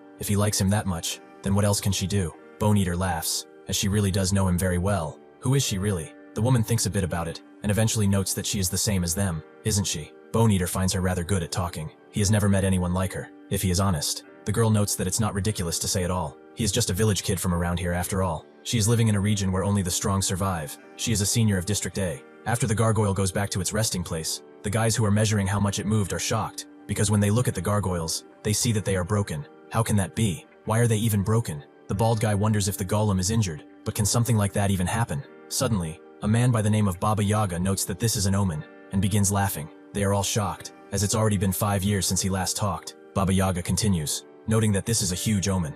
A crack has appeared on the chains that keep them bound here. Immediately they know that this is a prophecy, something that happens maybe once every 5 years, so they should write it down, or remember it while they still can. He notes that the bird has taken flight. That day, the day of their liberation, is fast approaching. Dante asks 182 about those things. He called him a hollow one, right? Did it kill Lychee and Rambutan too? 182 notes that it wasn't just him, there was another one. There isn't just one of these things after all. It's something that haunts those who try to leave Fogland and kills them. Dante is shocked, and he still doesn't want to believe it. And Lychee and Rambutan never said anything about it either. 182 notes that they just lied to him, but Dante finds that even harder to believe. Does going outside mean death by a monster? Why and how? Something like that exists, and the outside world doesn't even know about it. 182 tells him to stop fooling around. He already saw it with his own eyes. If he crosses the wall, he dies. There is no way out of here, he told him previously. Dante immediately falls to his knees and says that it's a lie. It's impossible. Simply cannot be. In response, 182 just socks him. Now he already told him to shut up. As they get some food to eat, Dante doesn't touch it. He is only thinking about the Hollow One. It's a monster that can prevent escape. It must be some kind of prison security system, perhaps something that causes hallucinations, or maybe some sort of intricate machine. Whatever it is, it must be a system strong enough to trap. These are not ordinary inmates. He thinks about what happened to him. At the end of the day, he was just bait. He grips his forearm tightly, as that was extremely close. However, he was the foolish one. They were a couple standing at a threshold between life and death. There was no time to worry about strangers from the very beginning. Everything was wrong because he was so obsessed with escaping, with getting out of here. He did not think clearly. Why did this guy even save him? What could he be hiding? This time it wasn't because of a sweet potato, nor because of the clothes, not even because of knowing about Fog. Even in the past, he took care of him. This guy, is he really just a good person? Even though he said some crude things to him, even though he treated him like a bastard, like he was not human, why is he kind? However, seeing how he is balancing his fork on his broken arm, Dante asks why it is like that, and 182 immediately hides it behind him, noting that he is fine. Dante doesn't buy that for a minute and comes closer, asking what it is. It's swelling. It's even bigger than before. They have to go to a hospital. He can't just keep it like this. 182 tells him to leave him alone. It's fine. It's just fractured. Dante knows that, even if that was the case. Swelling like this is just not normal. Does it hurt? 182 denies it, but when Dante grabs it, he winces from pain, meaning that he is just enduring it. With this in mind, Dante grabs some discarded cloth and makes him a bandage to put over it. 182 is immediately annoyed and tells him to take it off, but Dante tells him it's only a temporary measure. If he moves it, it will hurt even more. 182 tells him to take it off, as he needs to eat, but Dante tells him he couldn't eat even with it off. He really does not understand how serious this is, huh? If he does not get treated, his arm will likely be useless forever. Does he really think he can survive here with just his legs? Right now, they are just two weak idiots just brushing against each other. If they run into a thug outside, they will probably die before they even realize it. 182 suggests that they go to the hospital. Dante asks if there really is a hospital here, which 182 confirms it has a doctor and staff too. It looks like a hospital anyway. Dante immediately asks where that doctor is, as this is vital information, but 182 doesn't know, making Dante wonder if that guy even exists in the first place. 182 explains that he's actually fought with a doctor before. He thinks it was somewhere in Zone O. Dante notes that this place is much bigger than it looked. He saw those two drawings on the map, which was already too big for a normal prison. That's when his mind locks on the map, as he still has the bag from before, the bag they carried around with them. He begins rummaging through it, and sure enough, he finds the map safe and sound among the remnants of the fog they were carrying. This is the Holy Grail. They found their salvation. As he begins putting it in place, he thinks that his mother, who was a devout Catholic, always said that everything happened for a reason. He does not believe in God like she does, but he does agree with that sentiment. If one can stand up after falling, then every failure and adversity becomes just a great legacy, a footnote in the successful story of one's life. Sure enough, he finds the hospital circled on the map, and not only that, but there is also all kinds of information on this map. Vital information about the entire structure of this place. It looks like a giant pizza, and it seems they only drew about 4 zones, right? He wonders if there is some sort of headquarters that controls everything in the middle, but the map is cut at the center. Suddenly though, as he feels its ridges, he sees that it's not actually cut, it's folded, and it has a hidden compartment beneath. As he pulls it out, he sees that the command center is drawn to Fog HQ. There really is a center right in the middle. There is a general headquarters. He screams at 182, noting that he has a plan, as they are going to the center, but 182 is doing his best fentfold yet, having taken some of the fog, a true master at work. Somewhere else, at a rather well-known information broker, he keeps counting his fog like a drug dealer, noting that lately, he has been earning quite a hefty sum. If he gets lucky, he will find that one-armed bastard quickly, but he has really spiced up the atmosphere it seems, as everyone seems to be talking about him. This is the information broker Kasim. A note says they have visitors, customers, and Kasim tells them to let them in, but the Guardian doesn't know about that just yet. Before he can say anything more, Bone Eater leans into the frame of the door and steps inside, standing above Kasim like an executioner. He is shocked. This guy is the real deal, what keeps his gluttony in check, his monstrous body. This is the most dangerous guy among the thugs of Zone O. He hardly ever appears. He just knows about him from passing. Kasim asks what he can do for him, and Bone Eater takes out a photo of 182, which Kasim immediately recognizes. Isn't this guy the one Bloodhound was looking for too? Judging by his expression, Bone Eater guesses that he saw him before, right? Kasim smiles, as this might be a double request. Such good luck. He will get double the payment for the same job. He explains that he looked into him already. That information has competition, so how much is he willing to pay? Bone Eater notes that his life should be worth enough, right? Or does he think it's not worth anything at all? Kasim laughs with a slight tremor in his voice. What is he saying? That's rather boring. Doesn't he know that attacking an informant is against the rules of the underworld? Suddenly though, Bone Eater gets distracted by that ear of his. He just wants a little taste of that big ear of his.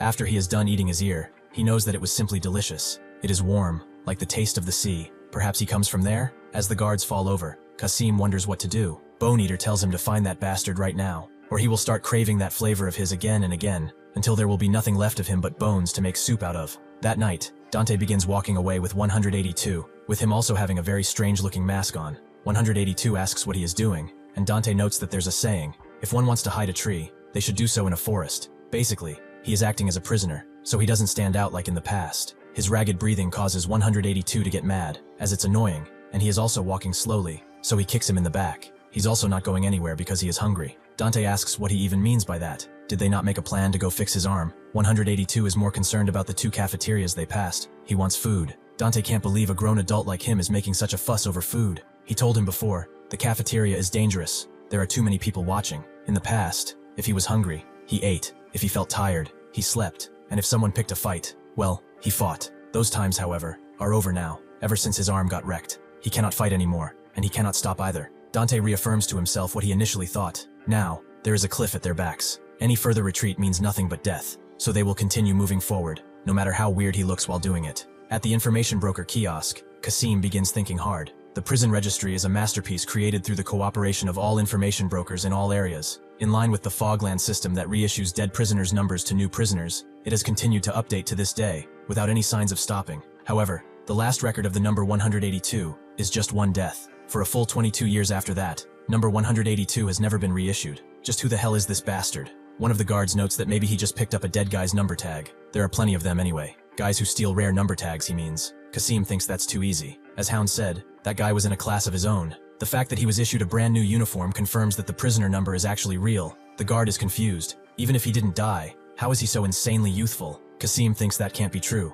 and a guard suggests he might have gained the youth talent. If not, the registry just hasn't updated maybe. Kasim thinks that's impossible. It's been 22 whole years. That's long enough for it to reach the ears of the many information brokers around here. This means it was deliberately hidden. The only ones who could do something like this would be the administration bureau, and they alone. Eventually, Dante and 182 arrive at the dumpling village, the village where the hospital resides. Dante asks 182 if he remembers anything about this village, but he doesn't really. He just remembers it's not Tofu Village. Dante is pleased to hear that, as finally they are out of that hellish place. They walked quite far though. 182 tells him not to get too excited. There are a lot of strong people here. The deeper he goes inside, the more of these people he finds. As they walk in, they see that the atmosphere is pretty chill. Considering this is a prison, it seems like a normal night market you would find in a city. Dante notices the change in atmosphere too. There are shops around. There's electricity too. It seems to have an economic system in place. And there are tons of people, much more than the Tofu Village. After analyzing the map, all of these villages were under the control of the shoulders, but for some reason the shoulder that controls this village,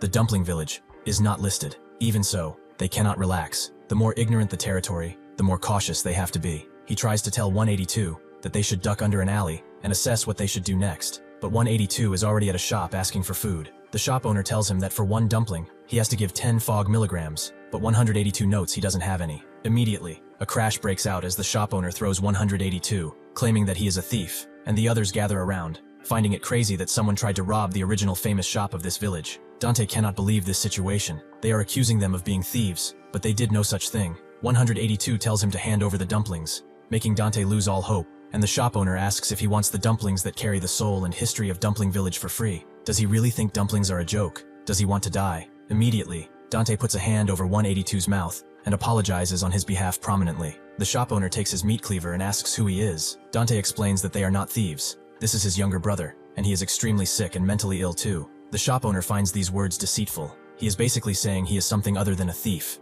They are even wearing suspicious masks. In their village, evildoers are not allowed to enter, so they will be executed on the spot. Dante looks at the people around him, but suddenly, before anything can happen, someone else comes, and everyone stares at him. This is the elder Mongol dumpling who has a well dumpling for heaven. He approaches Dante, noting that his brother is sick and sees that his arm is injured too. The shop owner claims that this guy, the one with the injury, tried to steal the Mongol dumplings, but Mongol tells him that he doesn't even have a hand to steal with. Did he try to grab one with his toes? He tells the two to follow, as he will treat them to some food. As they sit down and begin eating, Mongol asks why they wear such vicious-looking masks. Masks like that would only make them more suspicious, but he will apologize on behalf of that shop owner, as they are just keeping the village safe and as wholesome as possible. The people around here are just eating and selling dumplings. Dante apologizes for the commotion they didn't really want to cause. Mongol asks how the dumplings taste. Dante is impressed by how savory they are. How does he even get ingredients in a place like this to create such things? When Mongol explains that they procured the leftovers from the cafeteria slop, he immediately throws what he was eating out of his mouth and begins putting the rest of the dumplings in 182's mouth,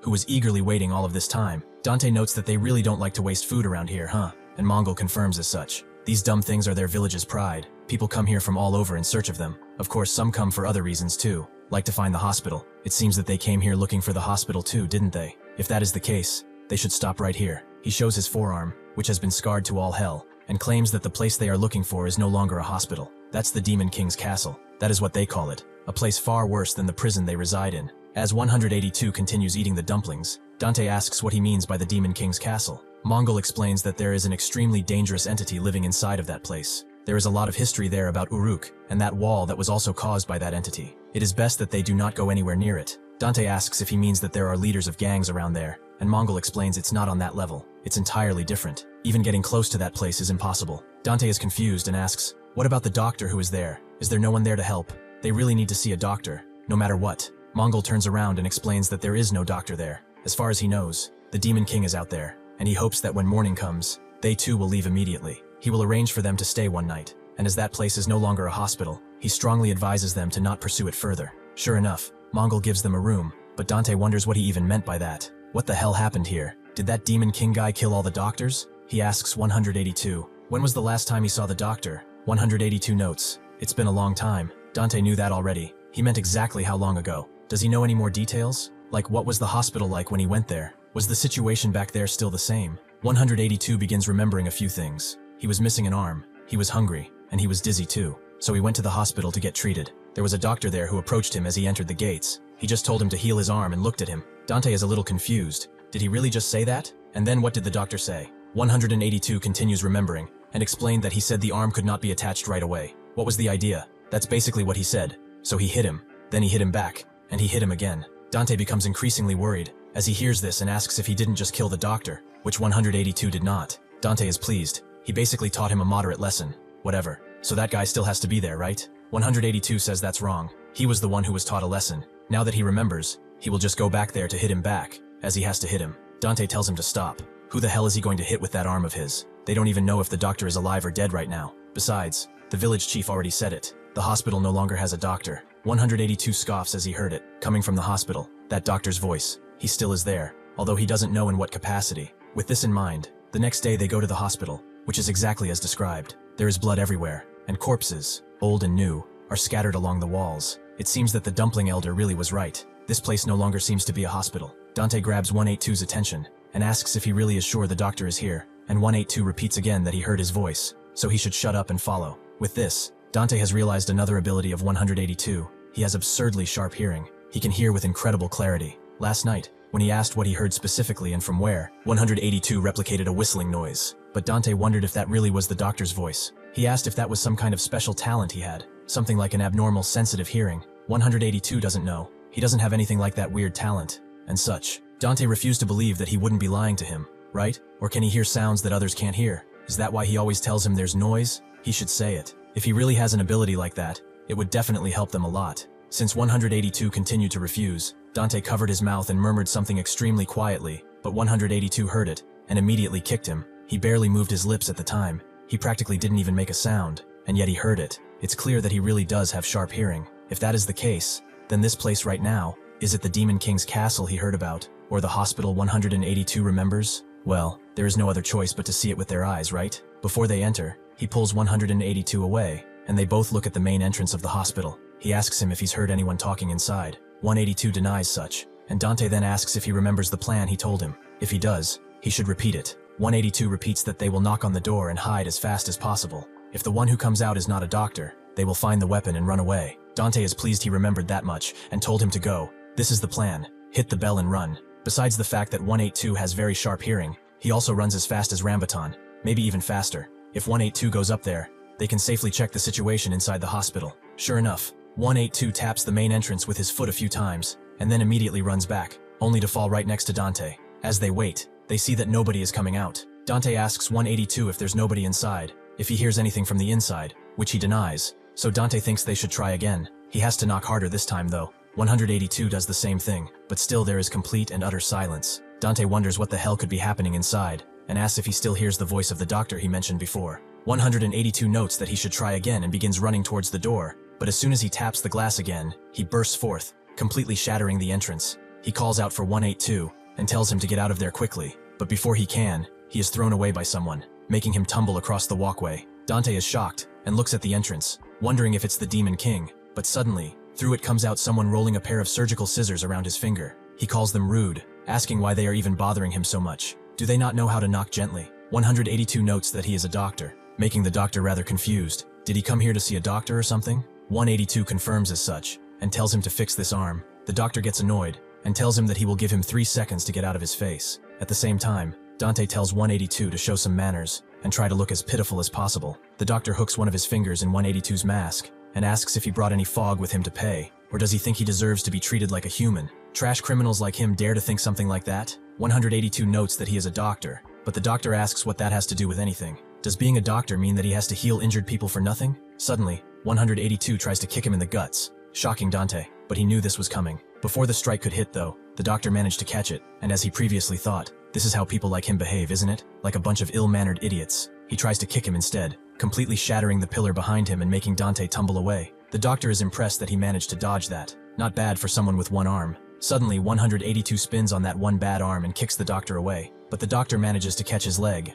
and note that he's pretty good at putting up such a tough act. Using that leg as leverage, he pummels him into the ground, and Dante is knocked out by that previous blast. The doctor wonders what he will do now, since one of his legs is useless too. He is now a one-legged bastard. He probably can't even survive outside of the hospital anymore. Suddenly though, 182 hooks his leg around his head, and grabs and bites his arm, but this was not something done out of desperation. The doctor can see that he was actually aiming for his thumb flexor muscle. This has just gotten extremely interesting. Before 182 can do anything more, the doctor hits him. One time in the neck, one time in the leg, one time in the waist, and another hit at his side, all done with his precise scissors. 182 stumbles back, landing on one knee, but the doctor claims it's over. He hit the pectoral muscle, the internal oblique, the lumbar muscle, and the peroneus longus. Almost immediately, 182 falls down, as those tendons have been cut like this. Now he understands. He twirls the surgical scissors in his hand, and hovers over 182, noting that when he gave him those 3 seconds, he really should have left before something can happen. Though Dante crashes into 182,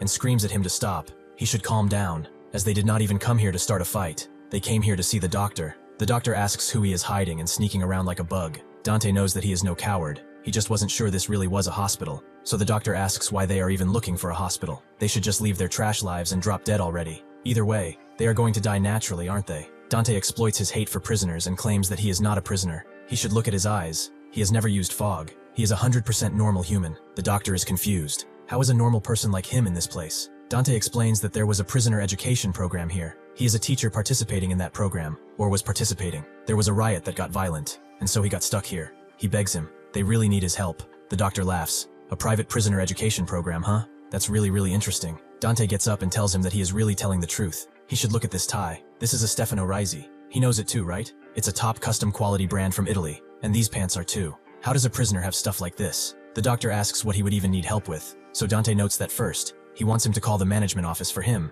and if possible to treat the guy behind him too. The doctor asks if this person is a teacher too, and Dante decides to lie, noting that he is actually a PE teacher. He looks the part, doesn't he? Back at Kasim's office, all the cannibals from Bone Eater's posse have gathered, and Bone Eater walks inside, noting that the promised day has finally come. It is time for him to spill everything he has found out. Kasim notes that they never set a specific date, but Bone Eater actually did. When he missed the taste of him, that's when he would come back. That's what he said, knowing this guy means business. Kasim immediately explains that it's Tofu Village. There is a witness in Tofu Village of the person he wants to find out about. Immediately, Bone Eater's face lights up with glee, and he runs out. One of the guards asks if what he did is really okay. This is high-level intel that Hound is looking for, and is he really just going to give it away to him? Kasim asks what the alternative was. The guard knows that they should have thought about it a little deeper. If he touches him, will the other big shots just stay quiet? Especially since he is the only fog distributor in Zone O. Kasim asks if he heard that rumble in his stomach. Sometimes they just need to act on instinct. They really do not know what kind of person he is. There is an unwritten rule among the big shots and the boundary of management. Bone Eater doesn't care about anything like that. What drives him? It is only hunger and the joy of tasting human flesh. The doctor takes Dante and 182 inside, with Dante looking around everywhere. He sees how old this place looks. It's like an abandoned house that is rotting away. Such a decayed place. Is this really a hospital? Just what kind of monstrous thing did they build here? Eventually, the doctor comes inside and explains that the wounds 182 has aren't that serious. They just need to treat them so he recovers like before, right? Dante gets up, noting that he forgot to introduce himself, and he does so, extending a hand. The doctor tells him to not touch his hands, as they will get infected, and introduces himself as Relin. That is his name anyway. He also wants to know the name of the patient waiting on the table. Dante doesn't really want to say his prisoner number as well. He said he was a PE teacher, so he decides to name him David. Yeah, his name is David. Relin wonders if he really is a physical education teacher, because he speaks rather aggressively and looks a bit wild. Dante changes the subject, noting that he heard some pretty strange rumors about this place. Something like there being a demon king hidden in here. Also, this hospital looks far too run down. Did some kind of incident happen here? Relin sighs and notes that something did happen in this place, and because of it he has no choice but to reject the request to contact the administration office, because his situation here is no different than his. Even though he himself is being held in this place against his will, Dante tells him to wait a minute. What does he mean that he is trapped here? Does he not work for the administrative office? Relin confirms that he does belong to the administrative office, but he is misunderstanding the situation. He was also assigned here for a mission, probably around 4 years ago already. He came here to practice his surgical skills. At the time, a lot of people came, including interns like him, and also doctors transferred from other departments. But not long after, all of them had died, because of a lunatic who suddenly lost control. The only one who survived is him. Dante asks what happened after that. Didn't they try to rescue him at all? Relin faces him and asks if they had tried to rescue him. Did he think he would have been trapped in this hell for 4 years? Dante heard that, because the fog was too thick. Rescue efforts became difficult, but Relin is confused because of the fog. It seems that he still hasn't realized it. The ones who truly belong to the administrative office are those people. The ones who kept wearing masks and moving around here like nothing ever happened. It's not that they could not find him. It's that they are deliberately abandoning them here to be slain and used like cattle. Dante decides to wait outside the operating room and thinks that Relin really is right. From the start, the fog was already covering everything extremely quickly. They have no protective equipment. Everyone who was there back then had inhaled the fog. He never saw any N95 masks though. What those soldiers used were simple, ordinary masks. Then, who were they really? Were they people from the administrative office? The old guards who had previously died in that classroom, were they deceived too? Why did they even bring him here? They said a teacher was missing. They needed someone truly competent, someone who could adapt and start over in any situation. He remembers when he first got that offer. He got it from William Cox, in the International Alliance, Creator Administrative Officer, as the leader of the special team. He personally came here to see him. He apologized, suddenly visiting without prior notice, but Dante said it was fine. Why would someone from the International Alliance want to see him though? William noted that this place seems simpler than he expected. Is he not from the famous Dr. Kang family? His family has been known for its wealth for quite some time. Dante explained that it is true, but that was a fortune he did not create, and has been living independently for a long time. Or did he come here because of something related to his parents? William said it's not because of that. The target subject is him, the one who refused to continue his father's research career, and chose the path of being a teacher to educate young children. Dante scratched the back of his head, noting that this was true. Yes, but suddenly William began applauding him. That really is an admirable act. Even with all those opportunities and favorable conditions, he gave them up to follow his own ideal. Even with such an exceptional genetic code, he put a file on his table, noting that he is the ideal model they have been looking for. Is he interested in the job they are about to propose to him? Dante looked at a file. International Law Enforcement Agency Creator Detention Office Prisoner Education Project. William explained in more detail. The YPACCS is the International Alliance of the Penitentiary Systems. They wanted to invite him to take charge of a long-term educational project there. Dante asked if by penitentiary he meant jail, and William confirmed as such, because a prison is a place where hope and dreams hardly survive. That is why they truly need someone talented and open-minded like him. Dante wondered why he was praising him so much. He doesn't think this job is beneath his background. William notes that this is exactly the quality they truly value. It is really the style of the Dante he knows. He knows he is an extraordinary person capable of awakening sparks of hope, whether that place is a paradise or a living hell on earth. Relin tells 182 that there is no anesthesia here. He probably saw the current state of the hospital. Will he be able to endure it without that? 182 said it's fine, so Relin got to work. In exchange for not having any anesthesia, the injured areas will be treated completely in one go. He suddenly put a scalpel into 182, and his eyes narrowed deeply as he made the first cut. Immediately, his hand began to move like a painter's, cutting and weaving through flesh, and reconnecting broken tendons all at once, making this entire exchange less than just a few short seconds. In a minute, he completely ties 182 up. The neck muscles, the abdominal muscles, the thigh abductor muscles, and the calf muscles. They have all been reconnected. It seems that he didn't even pass out, and didn't even scream. Actually, that was rather impressive of him. Finally, he said his arm was broken, right? It does appear to be quite swollen. The X-ray equipment broke down a long time ago, so to check, he will open it up directly. He should open his mouth wide and clench his teeth. If the pain is too much, he should just endure it. Relin begins cutting into his arm, but after opening it up, he sees that the bones really are shattered. After the injury, it seems like he also suffered some kind of strong impact. What the hell did he do to end up like this? He decides to first check the condition of the soft tissue, so he should start by pulling away the bone fragments. But as he pulls one, something locks it back in. Upon a more careful look, he sees that the bone fragments are sticking back on the bone. Wait, that's not it. Those fragments automatically return to their original position, like they are turning back time. He pulls off his medical mask with rage, and immediately storms out of the operating room, carrying 182. He faces Dante, angry as all hell, and asks if he is tired of living. He has some damn nerve. How dare he trick him into making him treat one of these prisoners? As Dante watched as he walked away, he asked what he was doing, and Relin explained that he was going to throw this damn thing away. Dante wondered why he was doing something like this. Could 182 let it slip that he was a prisoner? No, he can't even speak right now. Or maybe he recognized that 182 had been here before. Relin tells him to stop lying. How could such a thing be? A PE teacher. He knows what fog does to people, and a tumor this big doesn't grow in just a few short years. Sure enough, He throws 182 on the ground, and Dante asks what kind of crazy stunt he thinks he's pulling. No matter what, a doctor shouldn't do that to a patient. That's just going too far. Relin suddenly grabs his collar and asks who the hell he is. Is he a teacher, or was he lying about that too? Dante confirms that he was a teacher, so Relin asks why he has a prisoner with him. Dante explains that he has gotten him out of many things before, so he is someone he can trust. Relin lets out a sorrowful laugh, noting that he still must not have experienced how terrifying this place is. Has he really gone crazy? Dante already knows what kind of place this is. That is why he has to choose more carefully and figure out who can be trusted. He can't do anything on his own. He needs help too. Is he planning to hide here for the rest of his life? Relin lets him go, and explains that this is exactly what he was planning to do. All the guards, all the prisoners. He doesn't trust any of them. He should pick a path too.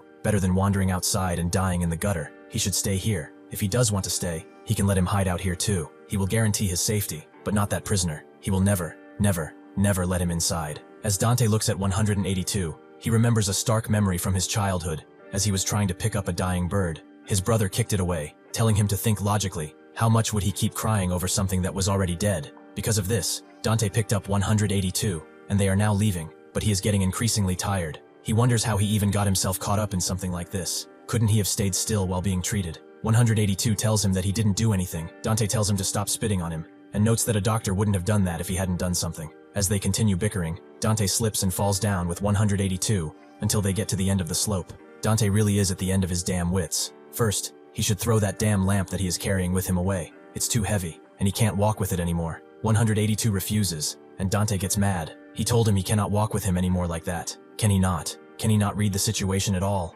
Why won't he cooperate with anything? He went through all of that trouble to escape the hospital because of him. He clearly said he would guarantee his safety. 182 says nothing, and Dante grabs the bridge of his nose. He really should have decided to stay in that place and not choose this stupid road again. He slaps himself again and again, but that's when Mongol comes asking what they are doing here. Dante is surprised to see him, as, judging from his previous words, he wouldn't have expected him to come here without their help. They drag 182 back to their previous housing, and Mongol is pretty annoyed at them. Didn't he already warn them not to go to that place? Dante tells him they couldn't just stand idly by and do nothing while 182 was injured. Mongol doesn't care. He should look at the state of him now. He was perfectly fine, and now he's nearly dying. Just what kind of trouble did they run into? Suddenly though, he sees that 182's arm is now bandaged and not as swollen, so he asks if Relin dragged them off to get treated. Dante notes that he probably didn't even get treated right, but as he looks at 182's arm, he sees that the swelling has gone down considerably and it's even neatly wrapped up. To that doctor, just what happened to him? How did he heal his wound so fast? Mongol wonders how they managed to make him work on 182. Normally Relin would never agree to treat prisoners. Dante asks if he knows him well, and asks why he even hid the fact that the doctor was there. What did he mean by the Demon King's castle? He didn't see him as that vicious. He even opened a way for them to leave. Mongol admits they were lying. They just didn't want prisoners to come swarming around him. That's all. They did not mean to deceive them like that. That's a story from a long, long time ago. Back then, this place was still open like a hospital. He is sure he knows it too by now. Fogland is basically just a garbage dump, a trash can that holds useless people. Nobody that is needed. Having a medical center set up here really is an outrageous luxury. Back then, they were extremely kind people. Even though the people in Fogland were all savages, they still cared for them and treated them with the utmost devotion, without any prejudice at all. Instead of looking at how contemptible they were, they valued them like human beings, and their sincerity slowly turned these empty villagers into actual human beings. At one point, when Mongol dropped by some dumplings, the main doctor called over Relin, as he should come and eat too.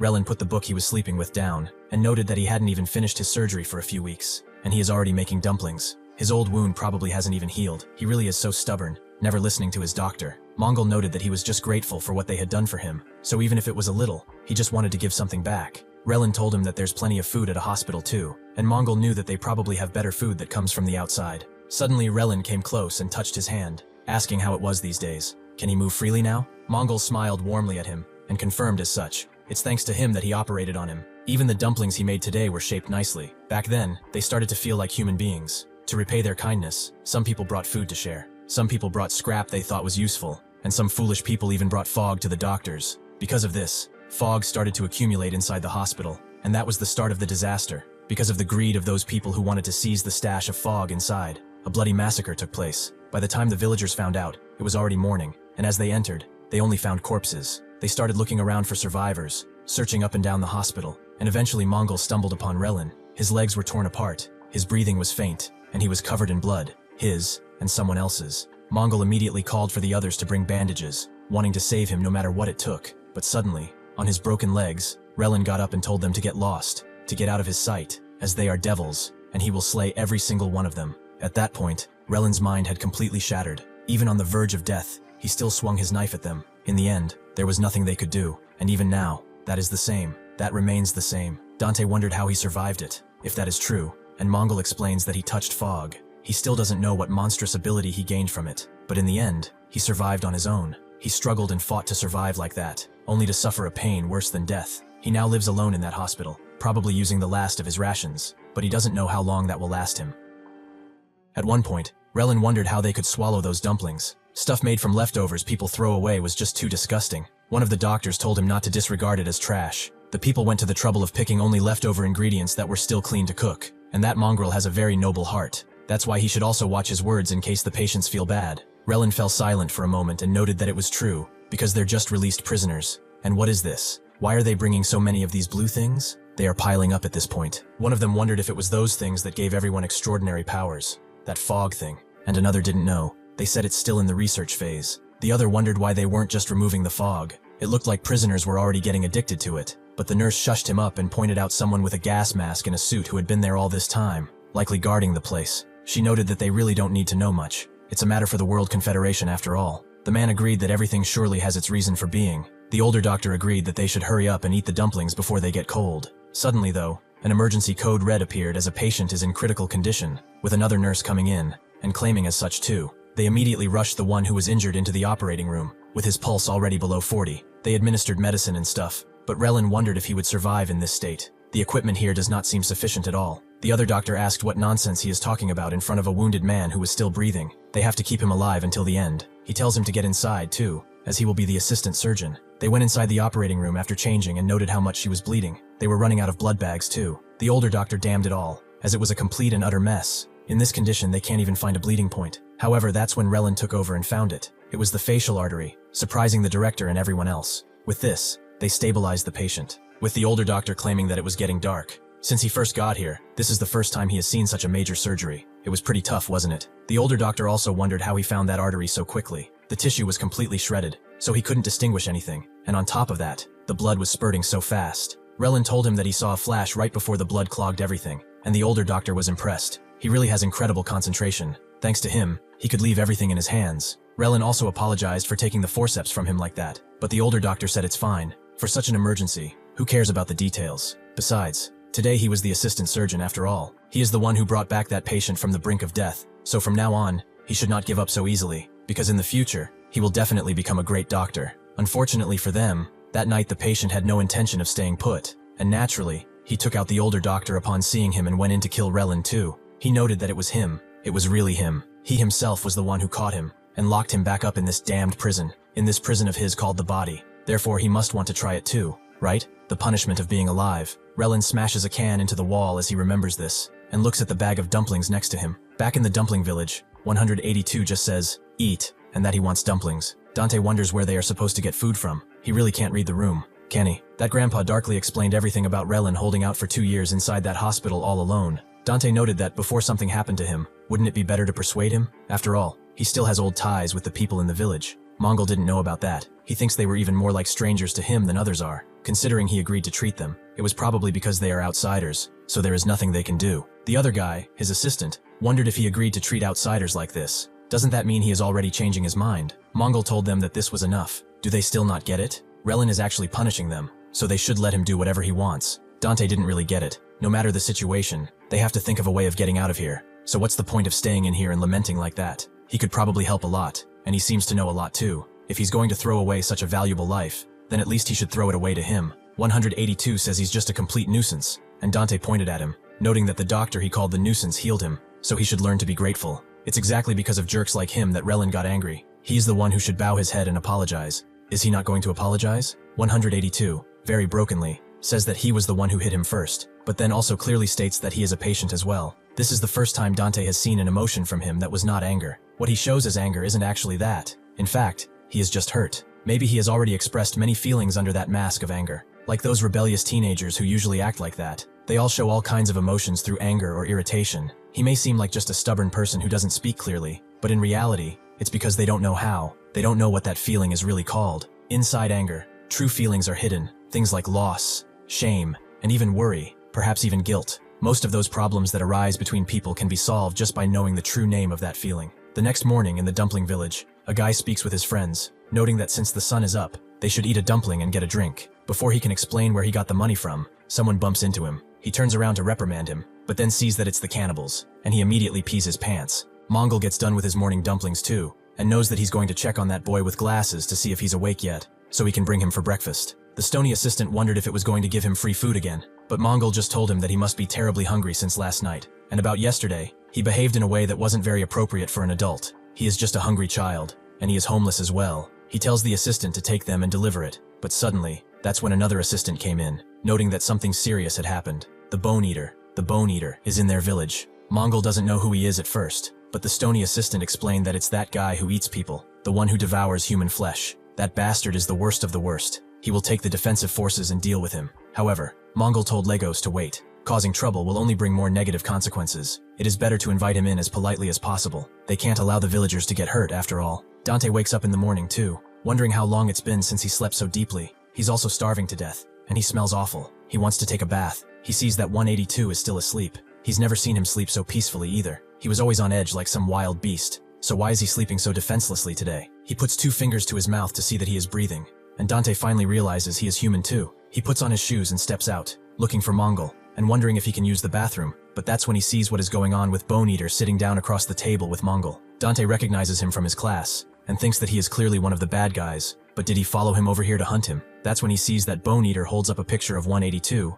and asks Mongol if he has ever seen this face. Dante can't really know how Mongol will answer, so he immediately moves back in, thinking that he has to get 182 out of here as fast as he can. Mongol tells him he has never seen him before, surprising Dante. Bone Eater notes that he is hungry as hell, so what are they supposed to do? Food. He wants food. His assistant notes that he's hiding in his village. That guy he saw earlier is here. He'd better tell the truth quickly if he doesn't want to become food for this guy. Bone Eater gets up, slamming the table, and knows that he should have a quick snack first, but he wonders who he should eat before anyone can react. Mongol tells him to wait, and asks if he wants dumplings. Bone Eater notes that he doesn't want something that tastes like trash, but Mongol guarantees it's not a common taste. He will prepare the highest quality dumplings for him if he lets him do it. If they taste so bad that not even a dog would eat them, then he will offer himself as a snack for him to chew on. Everyone is shocked by his sacrifice, but he tells them not to look so pale at him. Do they not trust his skills? These are the village's famous dumplings after all. Dante immediately rushes back to the room, thinking that everyone just went crazy. Those dumplings are made with leftovers and garbage. Even if the taste is acceptable so Bone Eater doesn't die, they are not anything special.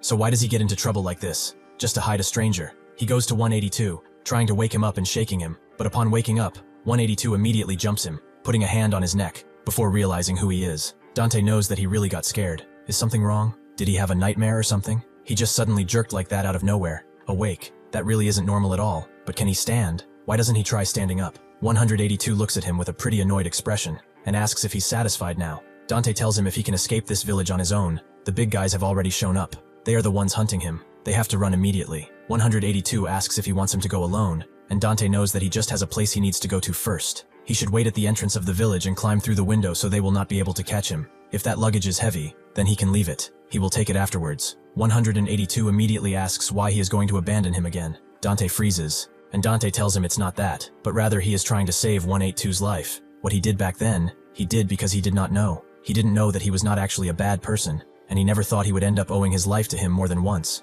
Didn't he say he should know how to repay favors? Now Grandpa Mongol is in danger because of them, so he should run away. He will stay here and try to buy some time. Mongol himself and the others begin cooking up a storm using the premium crow meat and the vegetables that came in yesterday. Dante himself runs up to the hospital, as his objective is none other than Relin. 182 looks out of the window and unbands his hand, seeing that it was fully repaired. He opens one of the bags he was carrying and pulls out a combat knife. With that same bandage, he ties it to his hand, pretty clear that he has no intention of running away. Back in the Tofu village, Hound goes to Kasim, having heard that he gave information about 182 to that damn Bone Eater. He was the one who came here first, wasn't he? So how was he? Did he pay him well or what? Kasim tells him that's not it and shows him that he is missing an ear. He has to survive too, after all. Hound grabs him, knowing that just for losing an ear he handed over information just like that. So what should he take from him now though? Huh? An eye or his nose? Kasim tells him to calm down and at least remember the rules of the underworld. He doesn't care if the information was stolen. It's because that bastard Bone Eater broke the rules. He didn't respect the informants,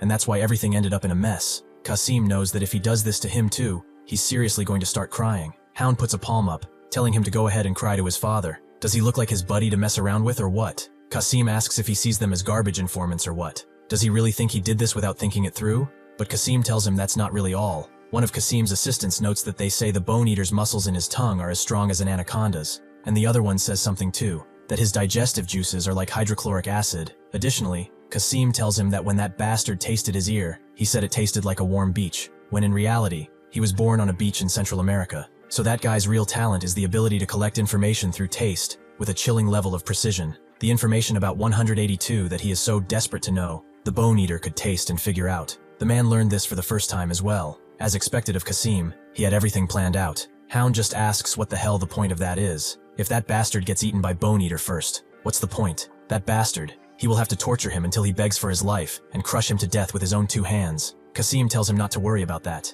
He will get him out of there no matter what. He already sent an infiltrator to blend in on bone eater's side. He should know his level of skill is quite high. This isn't just any infiltrator. They are mercenaries from District J. They are on the level of an armed assault unit. Eventually, the premium level 10 dumplings are ready. Mongol explains that he used the most valuable ingredients they have in the village and put all of his heart into it, so he should please help himself and eat as much as he wants. Bone eater takes off his helmet thing, letting his jaw unhinge naturally, and he immediately puts his tongue in the pile of dumplings, his eyes swirling around crazily as his tongue glows. Then he says that they are absolute trash. Mongol is annoyed. Just by touching it with his tongue, he says something like that. He should try eating one first. Bone eater says he doesn't need to. It has crow meat caught yesterday, carrots and onions from the supply box, and the rest tastes exactly like a bucket of cafeteria leftovers. He does not need to eat it to know that it's trash. He throws one at Mongol, who picks it up from the ground, noting that he doesn't know anything. In his life, he has gone hungry countless times. He was a homeless drifter for 10 years. To fill his stomach, stealing fruit from citizens became normal. It was a brutally cold winter when something happened.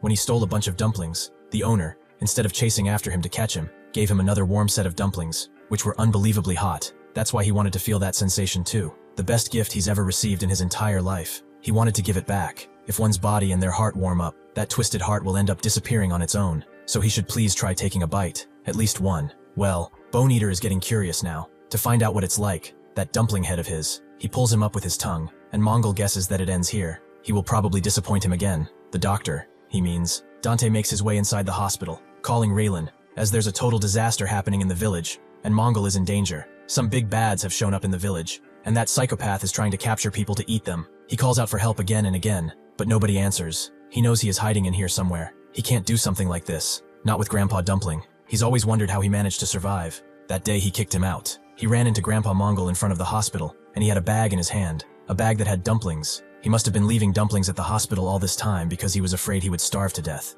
With that disabled arm, he never stopped. Not even for a single day. He's his benefactor. The fact that he is still breathing today is thanks to his hard work, but he should do whatever he wants. In his eyes, the traitors aren't the villagers, but him. It seems that these words were enough to awaken something in Relin, and he asks what the hell he is talking about. The villagers immediately go to Mongol's defense. He tells them to stop as it's dangerous, but they don't, and a Bone Eater twirls his tongue around, throwing them all into the walls and such with practiced ease. His minions also begin fighting, and Mongol tells everyone to stop. Isn't his life alone still not enough? He would stop resisting, so he should eat him already. Bone Eater says otherwise. If he wants to satisfy him, this is the last time he is asking about this guy. Just where is he? Before Mongol can even think of formulating an answer or not, 182 speaks out, noting that he is here, his hand tied to that combat knife. Relin asks Dante what the hell he is saying back at the hospital, and Dante knew he was here, now to get him to fight. He knows that he is really going to help, right? But Relin tells him that the old man with the trash dumplings just saved his life. He should stop selling such stupid dramas, even if he does not have those shitty dumplings. He has emergency supplies. Dante tells him that he knows very well what that old man intended, so he wants him to help.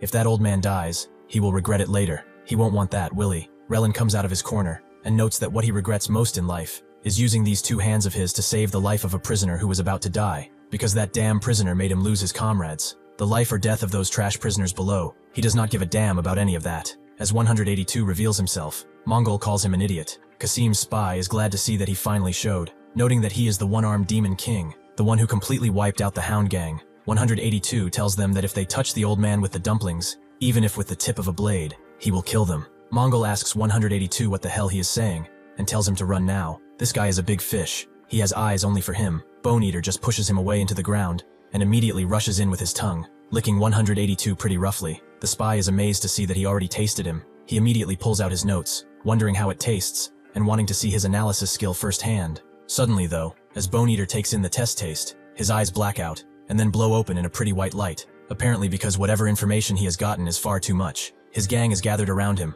wondering what the hell is going on, and the spy approaches to check his pulse and sees that he is only passed out, but he thinks that this guy is a really hollow-brained piece of trash. But well, testing something on one's own flesh is pretty fun too. Bone Eater's gang is immediately charging at 182, as if they let him escape, they will be the ones eaten. Mongol screams at 182 to run away, but he doesn't. He ducks under a knife and uses his own to puncture a few wounds into his attacker. Another grabs a nearby chair and tries to hit him over the head with it, but he dodges and blocks with his leg, then slits his throat before continuing his onslaught, killing lackey after lackey with expert precision. Surprising Mongol. Another lackey attacks from behind, and 182 punctures his forearm, but the lackey just laughs. Now it's over for him. His weakness is his right side, the amputated arm. In exchange for a life, he has sacrificed his bones. He throws the knife he was holding to his other arm, aiming to stab 182, but before he can, 182 intercepts the knife with his knee and drives it into the lackey's stomach. 182 knows that it's about as expected. Anyone who tries to act tough with him, he will kill them. The spy tells him that's enough, holding a blade to Mongol's head. He tells him that his knife techniques are pretty nice, just like they say about the ones who exterminated the Hound Gang. Now he is curious to know what kind of talent he has left. 182 immediately pushes him off Mongol, but the spy tells him to listen until people finish talking. That's how it's supposed to be. First of all, he is not from that pathetic Bone Eater gang. He only accepted a job to take him with him. 182 understands and asks if RR sent him. The spy doesn't know who that is, but also cannot tell him who hired him, but it will be smarter if he follows him, because if he wants to escape the Bone Eater, this is the only moment. He does not know how strong he truly is, but he has no way to face the Bone Eater with that rotten arm of his. 182 understands, then he will just kill him now, and end it. Before he can puncture the Bone Eater's neck, the spy stops him, tells him not to even dream of it. That is what he has to stop him from doing, after all. Also, he forgot to introduce himself. He comes from the mercenary group of District J, the armed assault unit. His codename has multiple meanings, Mullark, and he never said he was weaker than the big fish that lives off these trash prisoners. Back at the hospital, Dante thinks that he rushed a bit. This guy is a lot colder than he thought. But from what? From the way he agreed to treat 182. Deep down, he really is compassionate. Relin asks who he thinks he is, meddling in other people's business like that. What does this have to do with him in the first place? Dante remains frozen for a bit, and then his hand begins to quiver. The truth is, it's because of them that this is happening. Mongol helped them hide. Those people are good. They did not say anything about them until the very last moments. Relin sighs. Prisoners who are good, huh? It seems that he has still not opened his eyes fully. Has he already forgotten why he is trapped here? He is a teacher and all, but it seems that his brain is not used for learning. Dante's expression, which immediately drops. He thinks it's because he does not learn. Normal people matter to him. He needs good people. And what is so special about him, huh? Rejecting those who try to help and locking himself in here. Is that smart? Honestly, this hospital was not built by his family, was it? Is he going to declare the whole town as his enemy? Is he going to stay here and die alone just out of some spite? He should stop messing around with that insanity. This is not because of that stupid grudge. It's because he was the only one who survived. That is why he feels guilty about continuing to live like a normal person. He is simply ashamed that he still has the nerve to keep breathing despite it all. At the dumpling village, 182 pushes off Mullark but tries to slit his throat, but Mullark raises his forearm, revealing that he has a shield there. He thinks that this might seem like a clash between the spear and the shield. The shield can protect everything, and the spear can pierce through everything. It's quite a conundrum. 182 doesn't listen to him, and continues charging in, unleashing flurry after flurry of knife blows, but Mullark blocks each one. He notes that if he has to choose only one of them, he will take both. He unleashes a devastating strike right into 182's head,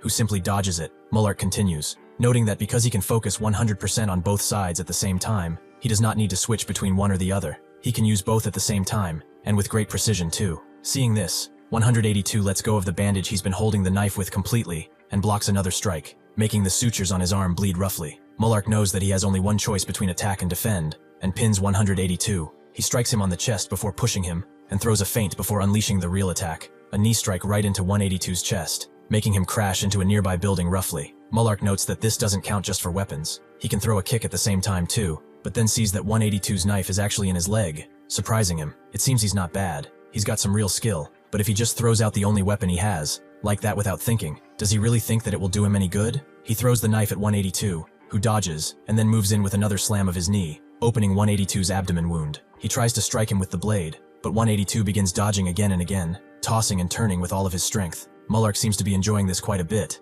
as with that loser face of his. All he knows how to do is run away, however. 182 changes his footing at that point, and charges in headlong, with Mullark surprised that he is going in a straight line like an idiot, but 182 seems adamant, surprising Mullark again. This bastard really wants to die. However, instead of striking his head, he strikes his shoulder, as he knows he can't kill him. That's when Mullark feels a sharp pain in his arm holding the shield. and sees that 182 has penetrated with only 2 fingers. He throws him off and looks at his own hand, wondering what this is. He remembers his words. If he only focuses on defending, he won't be able to attack. But this guy went straight for a vital point. Instead of defending, he chose to counterattack. Just what the hell is he really? Mongol rushes in with a pan, and Legos rushes in with a meat cleaver towards the unconscious bone eater. But seeing them both at once, Mullark defends and puts them to the ground, telling them to just stay crouched down silently. Do they really want to die? His job is to drag this guy back alive, and what the hell is this? He didn't cut him deep enough for him to end like this. He cuts a bit more of his uniform off and sees that he has a pretty big wound. He drags his body around into a fight with a wrecked body like this. Was he injured from the start? Well, it doesn't matter.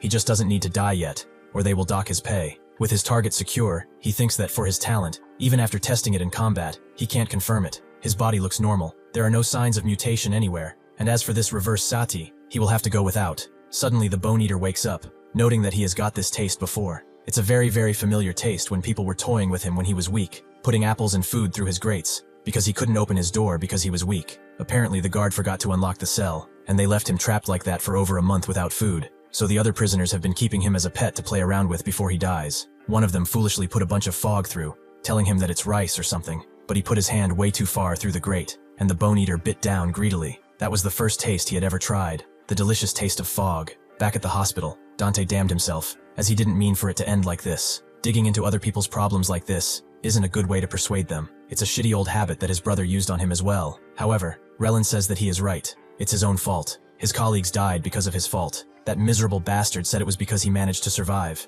He deserved to suffer like this. The prisoner did not just kill him. He literally took his face off, and the other patients were clearly shaken by this entire thing. They were suddenly bewitched by the man's words, to judge the outside world, to scream in agony like the day he was born. Life is only a circle of hell. These are the gallows. Here, it does not matter if they are guilty or innocent. It's a torture chamber that does not wait for confession. Sinners who receive their punishment do not let those bastards come to judge us. With that, they began killing the medics and other innocent people, hence the massacre. Relin grabs Dante by his shirt, telling him that everything that miserable bastard said was the utter truth. This is hell. He can't die, but being alive is like being dead too. He thought it would be better to die with his friends, but in the end, his body fought to survive. He ate fog in the hospital like a madman just to survive. With the talent he obtained, he immediately performed surgery on himself, stealing fog from the miserable ones who showed up too, using their blood and flesh to rebuild his entire body. With the bodies of the prisoners he hated so much, he managed to survive. It's a pathetic, disgusting way he lived until he became a monster. The good doctor everyone wants simply does not exist anymore. Is this the answer he wanted so badly? With this appearance, where else is he supposed to go?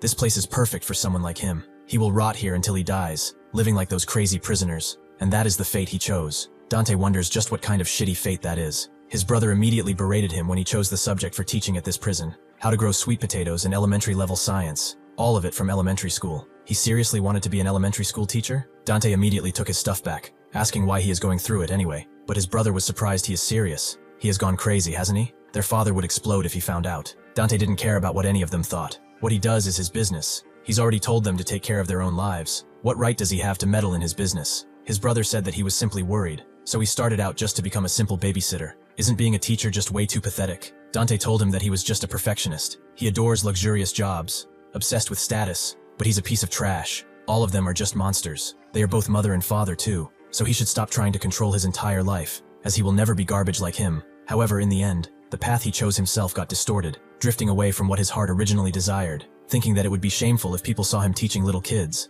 That's because the owner of his own heart was never him from the beginning, because the teacher who shaped him was nothing but a simple monster. He is wrong. That wasn't the fate he chose himself. It was the karma that the damned prisoner forced onto him long ago. Someone like him couldn't be trashed like that. He should look at the dumpling village. Here, in this hell, it is the only place where rules and morality exist. The old man built it with his own 2 hands as the true master of this village. Relin asks why the hell he should care, even though the chain on his heart begins to chip. He should tell him to stop doing those stupid things already. Why is he so obsessed with doing that in a shitty dump anyway? Dante tells him how it is. He is the one who taught everything to that old man. He taught him that, in this dump of a place, life still has great value. He taught him that he must live with dignity, like people. Isn't that right? He was the one who taught him. He should remember what the old man has been through too. He came every single day in the early days, vowing to never let something like this happen ever again. About his progress with the dumpling shops, about how they could use electricity, about how they opened up more shops. And even when the dumplings he put out piled up, he cleaned it out for them and told him to not skip any meals, as he taught him that he must take good care of his body. Even then he knew, and he saw what his teaching did to that old man. So, who is the teacher here? Is it that monster that has been controlling his life? Or is it someone else? With these words, Relin finally breaks down the chain on his heart, fully shattering. Mullark wonders what Bone Eater is talking about. Has he gone fully crazy? This is a waste of time. He dashes past him, but Bone Eater trips him with his tongue, and then immediately rushes it sharply towards 182's chest. Mullark defends him, telling him not to dare touch him. This bastard is his own prey. Bone Eater unleashes his tongue in a flurry of strikes, but Mullark defends against him, only to find that he can't even cut his tongue. He tries again and again, but he can't, until he is fully cut and his bones begin to pop out. As Bone Eater clenches, Mullark thinks that this is impossible. He didn't even get a single scratch. This is not the Bone Eater that he knew of. He throws Mullark away, and immediately lunges for 182, with Mongol dashing in front. He tells Legos to take the boy and run away right now, but Legos tells him to be careful, and get out of here now. Bone Eater just doesn't understand why he is getting in his way. Why does he want to take away his food? He should give it to him so he can eat it right now. He cocks a mighty punch,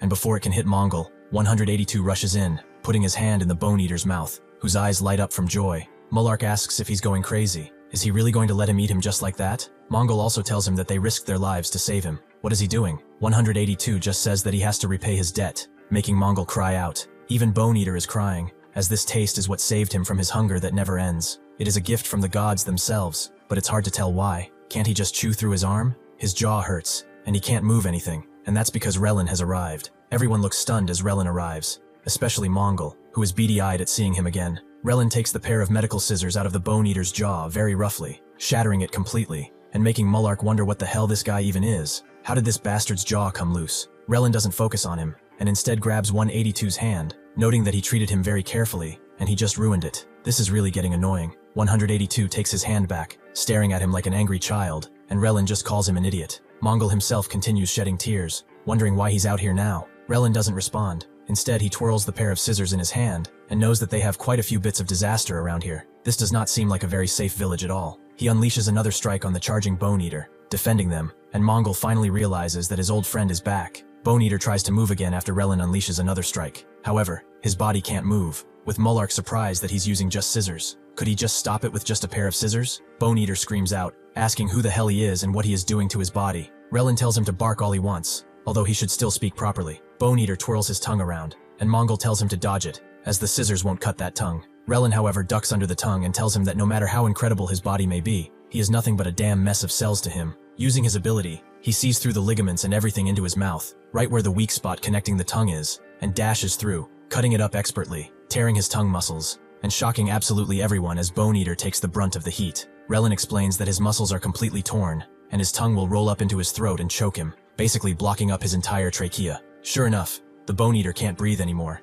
and he desperately tries to claw at his own tongue, tearing it apart, but to no avail. He falls down on the ground, completely and utterly defeated. Everyone can't believe it. He finally fell. The Bone Eater, that monster, has finally been vanquished. The great demon lord, the demon king, saved their village. Everyone cheers, and some shake their ass, but Mullark is just impressed. He defeated one of the big ones pretty quickly. Were there such monsters here? Relin immediately begins doing an autopsy, cutting up his belly and seeing that he really ate humans, but human flesh has little muscle. It's pretty absurd. Suddenly Mongol approaches him and gets down on his knees, apologizing with tears in his eyes. His promise to create a village was something that he could not fulfill. He could not change the nature of these people. Problems keep appearing. Maybe they are just, as he said, people who are beyond help. Relin tells him that's enough. He should stop obsessing over that. If he wants to prove it so badly, then he shouldn't force that promise any further. He should learn to fulfill his first promise of staying safe first. True, he apologizes for absolutely everything. Dante comes back and sees that it's over too. It was too fast though. This guy is a lot stronger than the big ones. It seems that, finally, he made the right decision. If this gives them the will to return to Relin, he will have space to negotiate. Suddenly though, he hears a bunch of people noting about a guy collapsing, which is 182. He immediately rushes to him, asking what he is doing here. Why hasn't he left? He sees the state he is in, and asks if he was fighting. He told him to leave. Did he think he could beat him with that body? He calls him an idiot and stubborn, asking what he was thinking, but 182 just asks why he is angry at him. He just wanted to help the old man. A hint of vulnerability crosses his features, noting that he said so himself. Or did he get it wrong again? Dante sees him for what he truly is now.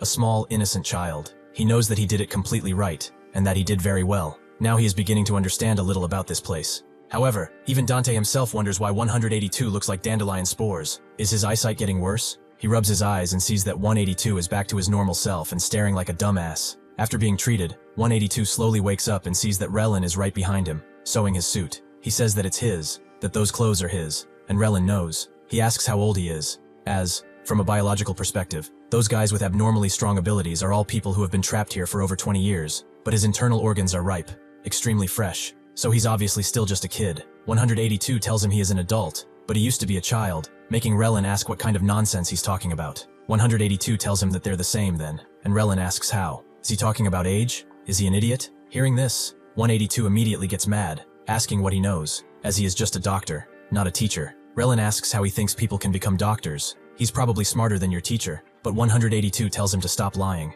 Relin just shakes his head, thinking that this guy has no common sense at all, and notes that he is not a prisoner, is he? Could it be that he was born here? This is a chicken coop with no exit, established over 45 years ago. It would not be strange if children were born here, right? 182 just very nonchalantly tells him that he was already here from the beginning, and that's what Relin meant. He throws his uniform into his face, and notes that he misunderstood. He tells him that they will be back soon, but he shouldn't move around and lie still. If he farts, he should tell him. Now they do not owe each other anymore, right? Dante shows Relin the map, who asks if the exit is marked, and Dante denies it. One can't leave through the entrance or exit. There is something like a device that prevents prisoners from escaping. It's a monster-sized thing that kills anyone who dares try. He might not believe it, but he saw it with his own eyes. He is going to the central headquarters to meet with the administration bureau. Relin asks what he is planning to do once he gets there. He told him already, but the administration bureau won't take his side there. Whether he has to take a dump on their doorstep or set things on fire, he has to try. The only ones who might know a way out of here are them. Relin says fine. Even if he finds a way out, how will he deal with his body, already poisoned by fog?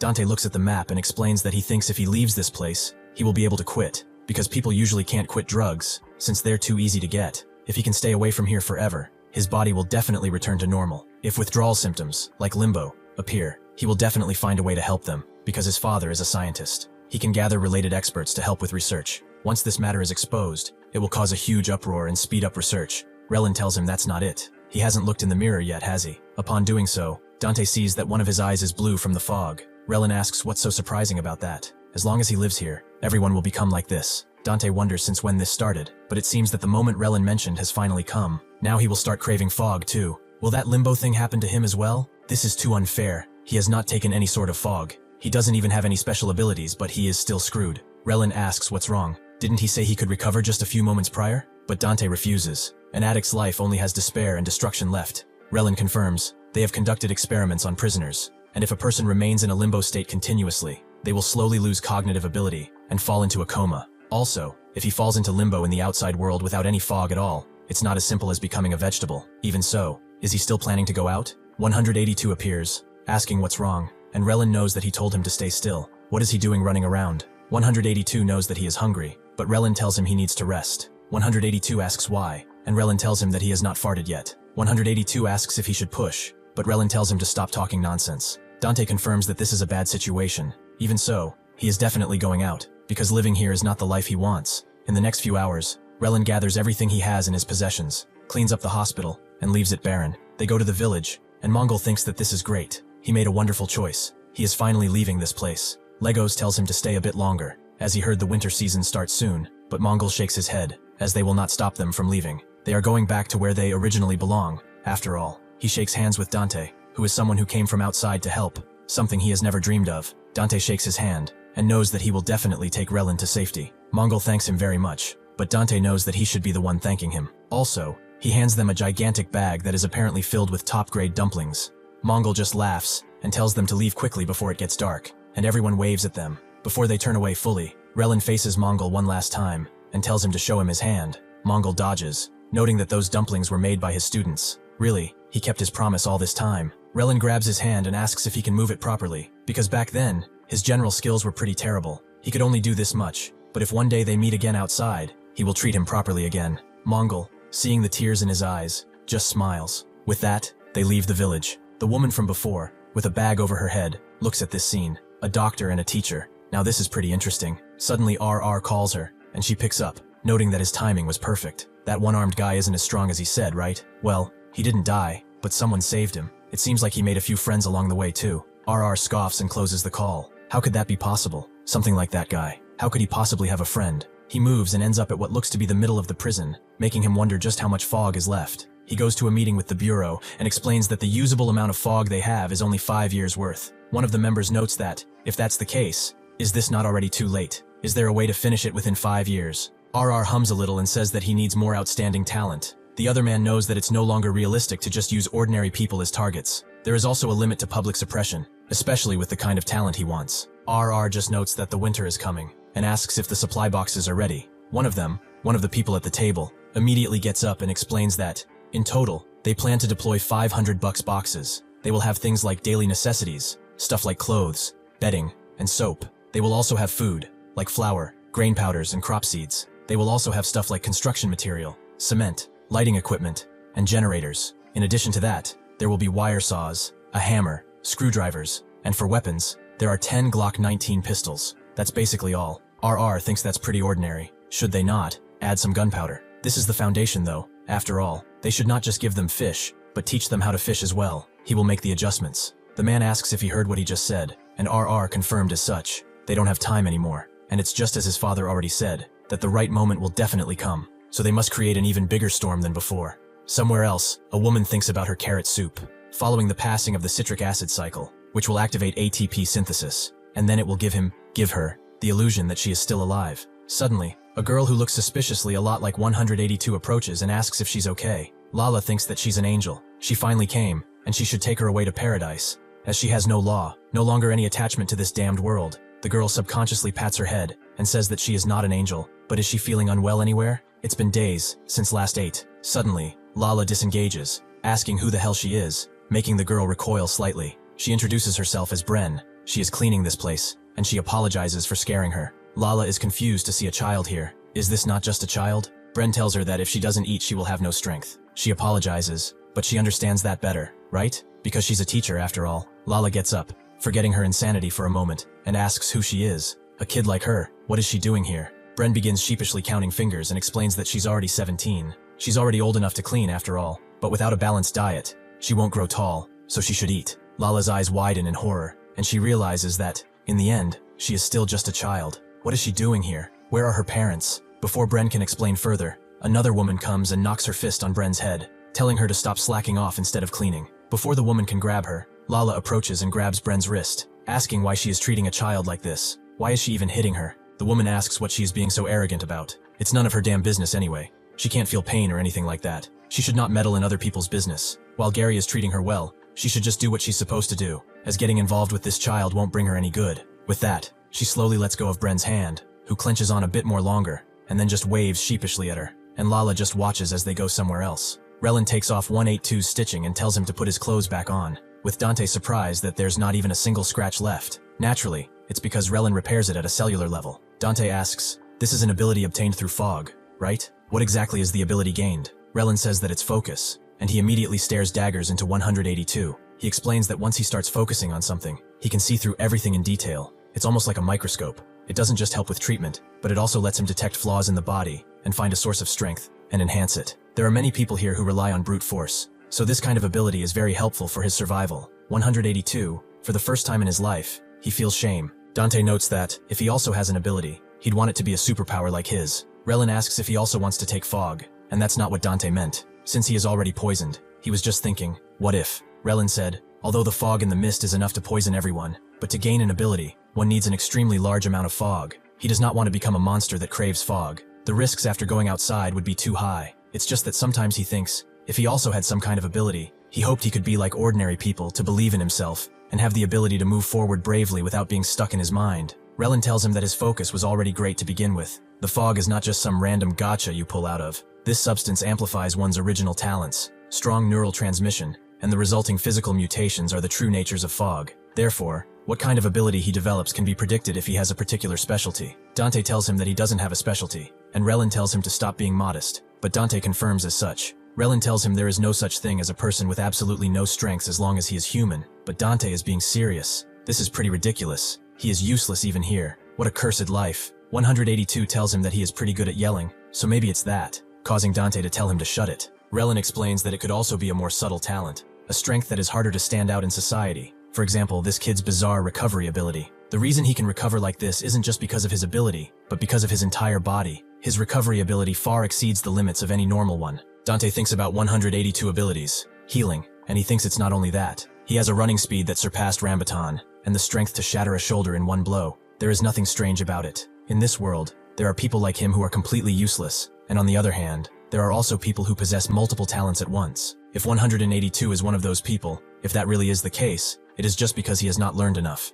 Dante asks 182 if he can say that again about the higher rank leader. Suddenly, an idea came to Dante's mind. The key to opening the tightly shut gates of Fogland might just be in his hands. Dante continues, noting that he said before, right? If one becomes a high-ranking leader, they can get out. Relin asks what he's talking about, and Dante explained that there's a legend in Fogland that someone with infinite talent will become the god of liberation and will be able to free everyone out of this place. He knows it sounds absurd. However, there is no fire without smoke. And what about 182? Does he think it's just a legend? He seemingly retreats in his bag and thinks that these crazy people are keeping talking to him, and he doesn't understand anything they're saying. Dante takes this as him knowing something. Didn't he say it too? That only becoming a high-ranking leader can get someone out. 182 stares at him and says that something is wrong. Why does he want to become a high-ranking leader anyway? Dante explains that whatever the leader is, he wants it because it seems like it would help get him out of here. 182 has already told him that he cannot do it, but Dante asks about him. Does he not have a lot of talents? Is there not a chance, according to the legend? Before he can finish, 182 shows his arm,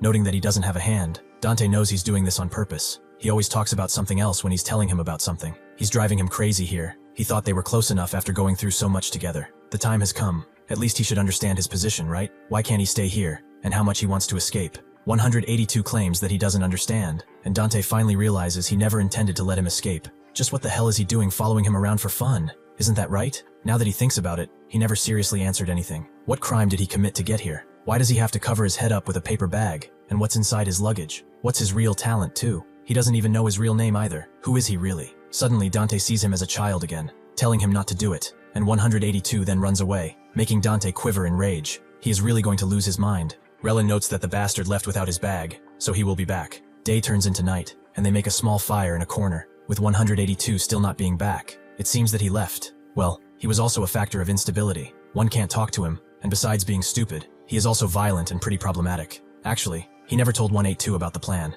He felt like no matter what he would say, he wouldn't understand. And besides, is he not a criminal? He doubts there's any way he could live with them. He's just someone they happen to run into here. It's a shame, but this is as far as they go. He goes to check on his bags, and Relin asks what he's doing. Dante notes that he is just curious to know what it is inside. Who knows if, in this bundle he always hides, there might be something that can help them. Relin asks why he is going through other people's things. Is he a thief? Dante says it's not that, and besides, this bag has no owner now. Relin tells him that's not true. He thinks they need to go together because he is not a criminal. Dante asks what the hell he is saying, and Relin explains that once he treated a very young patient here, one of the babies of this land. Has he heard of them? At one point, a very concerned man came to him and asked if he could come to their house to examine someone, as the patient had no way of coming to the hospital on their own. When he opened the door, he saw a child, the man's son. Relin asked how that's even possible, and noted that he will immediately report to the management office to ask for help, but the father told him not to do it. Something bad will happen. Something really, really bad will happen. If he could, he should act like he never saw them, as the ones owning this prison won't help anyone like his son. Those who are raised and born in Fogland are called the babies of Fogland. That's what the name implies. Those who are born here and then grow up there aren't many, but there aren't a few either. So he supposes that 182 too was born here. The realization slowly dawns on Dante, and now he understands. He really, really understands. Having a child in Fogland and raising them here, that, among all the immoral things he has seen, is one of the most chilling. Relin noted that he had no choice but to report to the management office after that. The two of them left the village in a hurry, but he always wondered what that bad thingy the father mentioned could be. Maybe the person who needs help the most is neither of them, but that boy. 182 sits in the darkness thinking about his sweet potato that he couldn't grow, and wanted to show it to him. He's sitting in front of the guardian statue that he cracked the teeth of, and still can't understand it. So she should come back. The mother, fallen from the sky, should please unleash an even stronger storm and please stop his steps. Please make it so his eyes cannot see, so that only the sound of the heartbeat remains, so that they know they are one. 182 tells someone to come back soon, and tell him the way to stop this storm. Inside Queenstown, the resident queen sneezes as the cold gets to her, and she knows that winter is coming. It's time to change the supply box. Are they all ready to fight? This is Gary. One of the girls knows that they've been hoarding it for 5 years, giving the box to the Kundalini team. This time should not be a problem, right? Gary asks if she's saying they just want to give it over. How can they all be such cowards? They have to win no matter what. The girl, Lupin, notes that's not what she meant. The sisters keep getting injured, but another tells her not to say another word. Does she want to end up like North? Gary tells her to shut her mouth. This time, the supply box is very important because it will be a gift for her little cutie. This gift is for her, who is feeling so depressed. After the meeting is over, Gary notes that she must have been surprised to see that she announced her gift in front of everyone. Did she see their faces? They are all dying of envy, right? Doesn't she feel a bit better now? Lala thinks that she is not a child, and notes that their reactions don't look exactly like envy. Since they are about to fight, everyone looks pretty uneasy. What the hell is that supply box anyway? Gary says it's really nothing special. It's just things the administration office drops every quarter. It's like a random surprise box. Lala knows that things are just supplies or something like that. But do they really have to fight over that kind of stuff? She says she doesn't really need those things. There's no need to give her gifts too. But Gary denies it. There are really good things inside too. Leaving that aside though, Lala also has a question. She saw a girl around here. Her name was Bren or something. Gary's face darkens, and the one who told her to mind her business clenches her jaw. Gary asks if she is curious about her. Lala notes that it's just that a girl that small shouldn't be in a place like this. Gary smiles and guesses that it's because she's a teacher. It seems like she really likes children, but she doesn't like them at all because they are a nuisance. She doesn't care what she does. Before Lala can ask further, the bald woman from before grabs her shoulder and calls her crazy. Why doesn't she stop bothering Gary with so many needless questions? She already told her not to get involved and not interfere in this matter. It's all because of Bren. After a bit, they go to the roof where the laundry is being dried, and the bald woman explains that Bren was born here, surprising Lala, but the bald woman tells her not to be so damn shocked. This happens often with those who escape from the women's zone. Lala asks if they don't report it to the administration office, but the woman tells her that the administration office simply does not exist. There is no way to contact them. No matter what happens, they will not interfere. Does she think those locked up here without committing a crime are the minority? From the start, there is no way to return to one's old life. The only option is to adapt to this place. She should not mention the administration office again, especially in front of Gary, because here no one can show how desperately they want to escape. Bren's mother was a good person too. She was innocent just like she is, and then she died at Gary's hands. Dante continues his talk with Relin, noting that 182's parents must have been prisoners. He hasn't even received any education either. He was probably intoxicated by the fog since birth. That's how children of addicts are. It's not that he hides his identity, it's simply that he doesn't have one. Even his name, Relin, asks if it's not David, and Dante denies it. Why does he keep mentioning that name at this point? It was something he made up at the time. Dante gets up, thinking that even this guy has his clumsy moments, and notes that he is going to use the bathroom. After doing so, he thinks about it further. A newborn of fog. They are not the only innocent scapegoats here. It seems something completely absurd is happening, and yet nobody raises their voice for their dignity or rights. Could it be that absolute cruelty has domesticated them? Just what kind of hellish place is this? For what purpose was this hell created? Suddenly, the moon turns into the face of his brother, who asks if it's really that important to find a reason. Does he really need to get involved with such a place? He is not a messenger of justice nor some kind of revolutionary. The most important thing now is getting out of here safely. He should use his logic and decide well, as he does not have time to worry about others, instead of cowering like usual. Dante tells him to shut up. If there is one thing he's learned in this place, it's that his decisions were not always wrong. He goes back into their temporary hideout, and Relin sees him more focused, and asks what it is. Dante explains that they have to find 182. He thinks the same as him. He has to come with them now that he knows his history. He cannot leave him alone in such a hell. He also thanks him for not rejecting 182. Relin scratches the back of his head awkwardly, thinking that's the most logical thing as long as one is human, right? Dante tells him it's really not that obvious. He should look at the situation they are currently in. That day, he could have left the dumpling village and escaped alone without a problem to survive. That was the best option, but he could not do it. As he said, it seems he's slow at learning things, but he thinks in the end, he chose correctly. After all, the person he wants to save with everything he can, just like him, is a good person, so he is sure. He definitely won't choose wrong this time. Relin wonders how they are going to find him, and Dante notes he has excellent bait. It must be hiding in this bundle. He opens the trash bag only to see that it's basically filled with trash, a literal pile of garbage. So why does he keep these things like they're treasures? Relin finds the sweet potato and notes that he is getting hungry, so they should roast it. He puts it on the fire, but Dante immediately rushes in and grabs it, and explains that this is the bait. Thank goodness the potato is fine. It seems like it's still fresh because it was stored carefully. He also sees that it has already sprouted a very small root, at an extremely low pace, but it's growing little by little. Despite being in such a harsh and decaying environment, it's still growing. The next morning, two people find 182, wondering what the hell is up with him. How dare he sleep in someone else's territory so calmly too? 182 puts his head up, noting that he's not sleeping. One of the two men tells him that if he's awake, he should get out of here. This place is huge, so why is he bothering them? Does he not see the X marked on the ground? This is where they receive their supplies. The other one shuts him up, asking how he says stuff like that out loud. This is supposed to be a secret place even the zone leaders don't know about. As they continue bickering, they finally realize that there is no other choice. It seems this brat will have to be taken out. 182 just looks at them, and then points at himself rather confusedly. 182 gets up, and the two guys are surprised to see that he is bigger than they initially thought. But they have guns, so they shouldn't be scared. One of them pulls out what is supposed to be a gun, and notes that he is from the Technologia crew. He is a master of crafting homemade firearms and the next leader to be. The one next to him perks up, noting that he is Wilson, the assassin of the Technologia crew. If he were to describe himself, He has a perfect pitch. 182 immediately begins walking towards them, making them almost shit their pants. And Wilson tells the other one to shoot, but 182 doesn't seem afraid of the metal. The tips of his gun shine, and the trigger delivers judgment. He twirls the gun around, clearly not wanting to shoot, and Wilson tells him to, but the guy just says that it's hard to shoot a real person. Wilson says that he will shoot, but then 182 takes the gun from his hands and puts it straight at his forehead, clutching the trigger tightly, and Wilson knows that this guy is actually going to shoot. The other guy immediately screams at him to wait and calls him boss, telling him to spare them, as he will roll if he wants to. He will bark like a dog too, and he immediately begins doing so, with Wilson also sheepishly doing so, but 182 just tells them to shut up.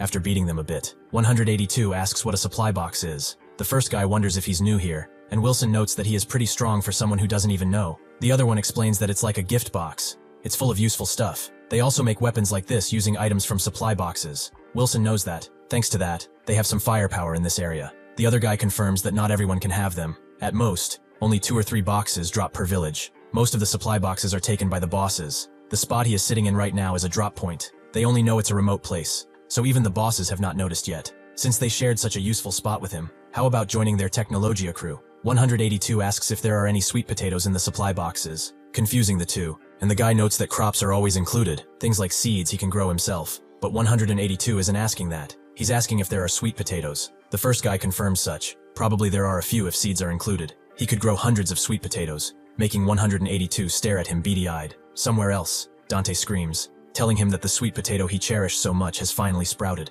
His baby sweet potato has finally taken its first steps. Is he really going to be a parent who has never looked at their child? He gets on his knees, apologizing, as he pushed him too hard, and he will never do it again. Relin wonders if this is the method he came up with, and Dante tells him that 182 is extremely sharp of hearing. He can hear sounds from hundreds of meters away. If he's nearby, he would definitely hear this. Relin tries something else, putting a scalpel at the sweet potato's presumed throat, and notes that if he doesn't show up right now, the sweet potato goes. After a bit of silence, he puts back his scalpel, noting that he doesn't seem to like the sweet potato much. Dante says that can't be. He's really serious about those potatoes. But where could he be? The cafeteria? Suddenly, though, Relin sees something that grabs his attention and tells Dante to look, as a bunch of helicopters are coming in carrying boxes. They both look up and immediately run toward them, Dante waving his hands in an SOS, but Relin tells him that they're not even going to look at them. They should just chase it for now and see where it is going. They begin running, and the other prisoners are following too, with 182, and the Technologia crew also seeing that the boxes are here. Sure enough, as the two have previously stated,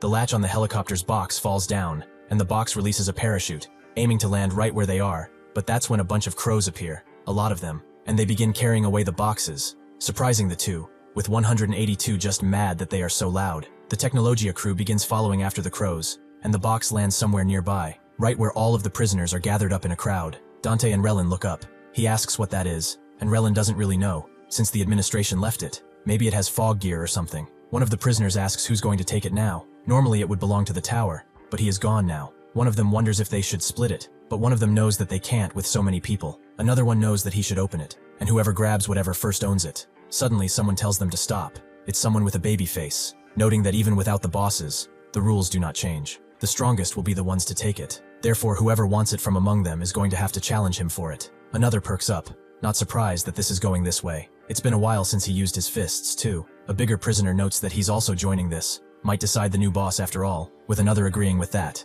They all stand over the box. 4 of them, only one winner. The box goes to him, and there are no complaints. Relin wonders what could be inside. Dante grabs his shoulder, noting that they should take the box for themselves. Relin asks if he wants him to go in there, and Dante tells him that they need to see what the administration left behind. Relin tells him that there are way too many spectators, but Dante just asks if he's an introvert. Relin eventually relents. He puts down 182's stuff, grabs his medical scissors, telling them to get lost unless they want to die. Of course, the 4 men look at Relin, with other prisoners wondering what that outfit is. It's a doctor's coat. Where did he even get something like that? The fat guy knows that he's a pretty skinny boy. The weight class doesn't match at all. Another one with crazy hair knows that he's acting all manly for nothing. Babyface tells him that since there are 5 of them total, the numbers just don't add up. So does he want him to send him straight to the finals with a punch? Relin doesn't really care about the numbers. They should all come at him at once. Babyface gets annoyed. He's pretty cocky. If that is so, then he will take care of him first, and even the numbers. Relin uses his ability, concentrating, and sees that the fog visible in these guys' bloodstreams is extremely minimal.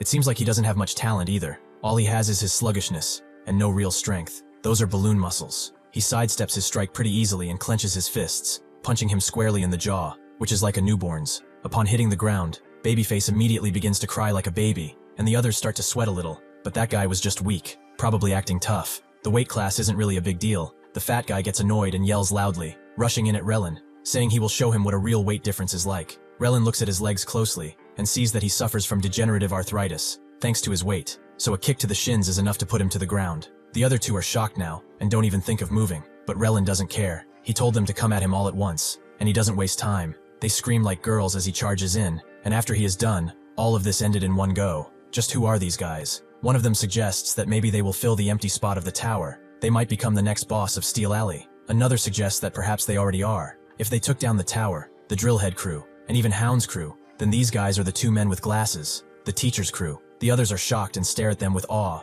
with Relin asking what the hell they're looking at. They got some unfinished business with the box or something. The older prisoner denies as such. From now on, this box belongs to the teacher's crew, and Steel Alley also belongs to the brothers as well. Relin asks what he is talking about, and the old prisoner notes that the one with glasses is the teacher, right? The one who wiped out all the bosses in the past. Dante just tenses as the teacher rumor is spread even more exaggeratedly now. Well, it's better than being looked down upon. He stands forward, claiming that he is the teacher, the one who disciplines everyone with great teachings. Do they have a problem with that? If they do not want to be lectured by him from now on? Before he can finish, the older prisoner tells him to help them, help their Steel Alley, because they have no boss. All kinds of thugs from other areas are just looting them. If the teacher brothers punish them, they will pay them protection fees too. Dante freezes again, as this is not what he meant. With Relin asking what the hell he's even saying, Dante tries to act tough, noting that he's a ruthless boss. Why would he want to protect them? Why would he protect bastards? Well, their situation is unfortunate, but they have to protect themselves. The prisoners freeze, with the older one noting that they don't have any strength for that. Dante sees their helplessness, the hundreds of hands clasped together. They don't even have a single blanket left. If this looting continues, they won't survive this winter, and they will all die. Dante wonders what the hell this is, and what he's looking at, but suddenly a loud gunshot snaps him out of it. Everyone stares in its direction, with the prisoners wondering what it means. It seems the shot was fired by one of the Technologia crew, with the first guy noting that he was wondering where the crate flew off to, but it was just Steel Alley. Good thing it's a backwater with no boss too. Relin wonders what those idiots are now, and the older prisoner claims that it's them. Those bastards are going around looting while threatening people with guns. The Technologia crew put their guns forward and tell everyone to put their hands up. Did they also swarm here excited by the box? A crow dropped it off, but this is theirs. The older man knows that a helicopter dropped it, but the first Technologia crew member doesn't care what it is. Do they have a problem? Does he want him to put a hole in his stomach? He gestures toward Dante and Relin, telling them to step away from the box if they don't want to get shot. Before Relin can move, Dante grabs him in an act of confidence that surprises even himself, and tells him to wait a moment, as those bastards can't shoot. Those people who are threatening them with guns are not able to shoot. Relin asks if he's sure, and before Dante can say otherwise,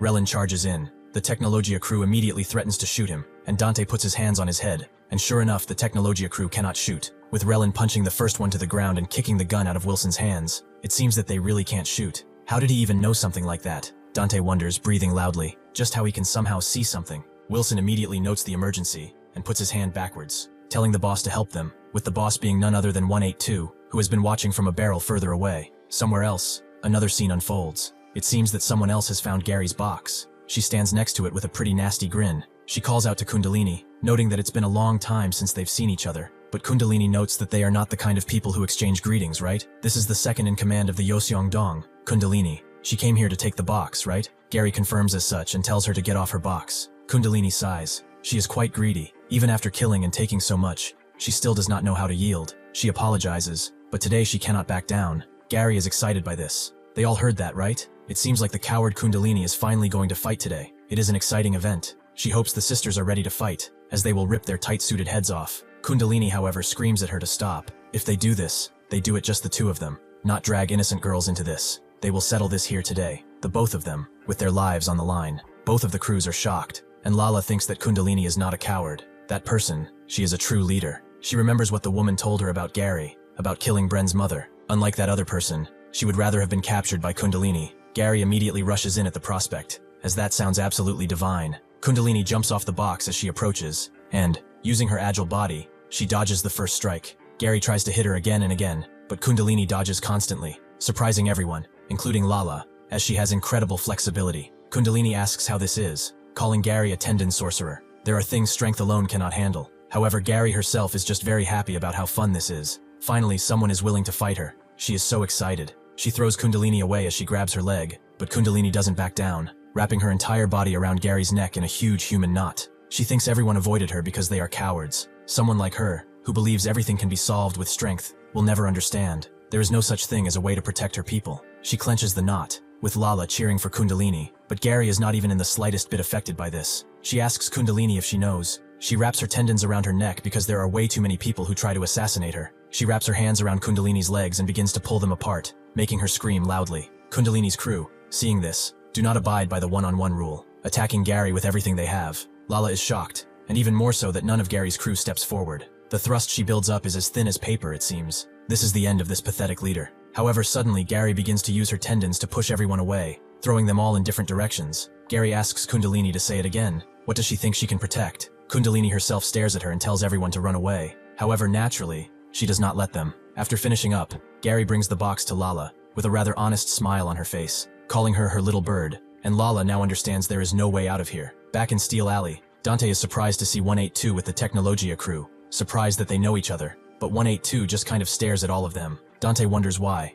these guys are calling him boss, and Relin approaches, telling him to stop messing around. What is he doing? Does he have nothing better to do? Does he think they have time for that? He can't even go far, yet he makes things harder for others. 182 just, narrows his eyes, looking at him with what seems like disdain, and Relin pulls off his mask, revealing that he was actually sulking. Surprising Relin, he apologizes, but 182 says nothing, and Dante sees that he is not actually sulking. He can see something from 182 too now, something huge and overwhelming that is pressing down on him with no way of getting out. He wonders what the hell this is. It's not just a simple hallucination. As it's vivid, it feels like he could even touch it. Just what on earth is this? He crouches down to 182's level, asking if it's him and asking what's wrong. Why is he lying underneath all of that? Should he pull him out? Dante is taken out of the vision by 182, who punches him squarely in the nose, noting that he heard everything. He tried to kill his sweet potato. Dante clenches his nose, thinking that it's broken, and Relin is surprised to hear that he heard that. 182 tells them to kill him if they want,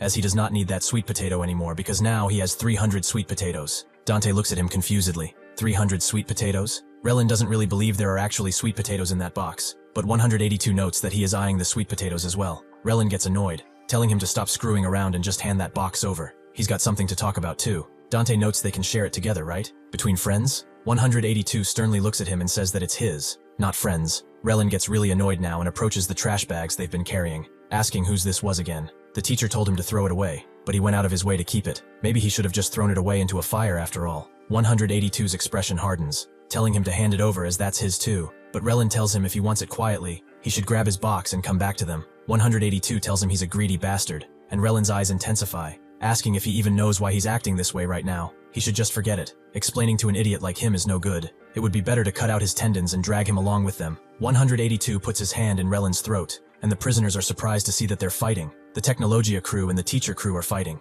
They're butting shoulders. This is a shoulder clash. The prisoners cheer for the teacher crew, while the Technologia guys think that the teacher is a no-name, and tells 182 to show them. Dante wonders what the hell this is, and remembers the talk he had last night with Relin. He asked what if 182 refuses? What if he does not want to leave? He does not know why he suddenly ran out like that. However, maybe he's avoiding the whole idea of escape itself. He has been telling him as such all this time, that he can't leave, that anyone who tries dies, and that there is no way out. Relin believed that was just because no one knew how to live, but Dante didn't know about that. Maybe he's given up. His longing for freedom? Addicted to fog. Maybe he doesn't want to go somewhere without it. Relin knows that could be it. He was like that too, until Dante pulled him out, especially when Limbo gets close. His mind goes crazy, even using guilt as an excuse. There were times he wanted to stay in Fogland forever. Now he just carries even the hospital staff badge, and all he thinks about is getting out. Dante looked at him and noted that, if that was the case, 182 might actually want to stay here. He does not have any motivation at all. He doesn't even know what the outside looks like, and there is no one waiting for him there.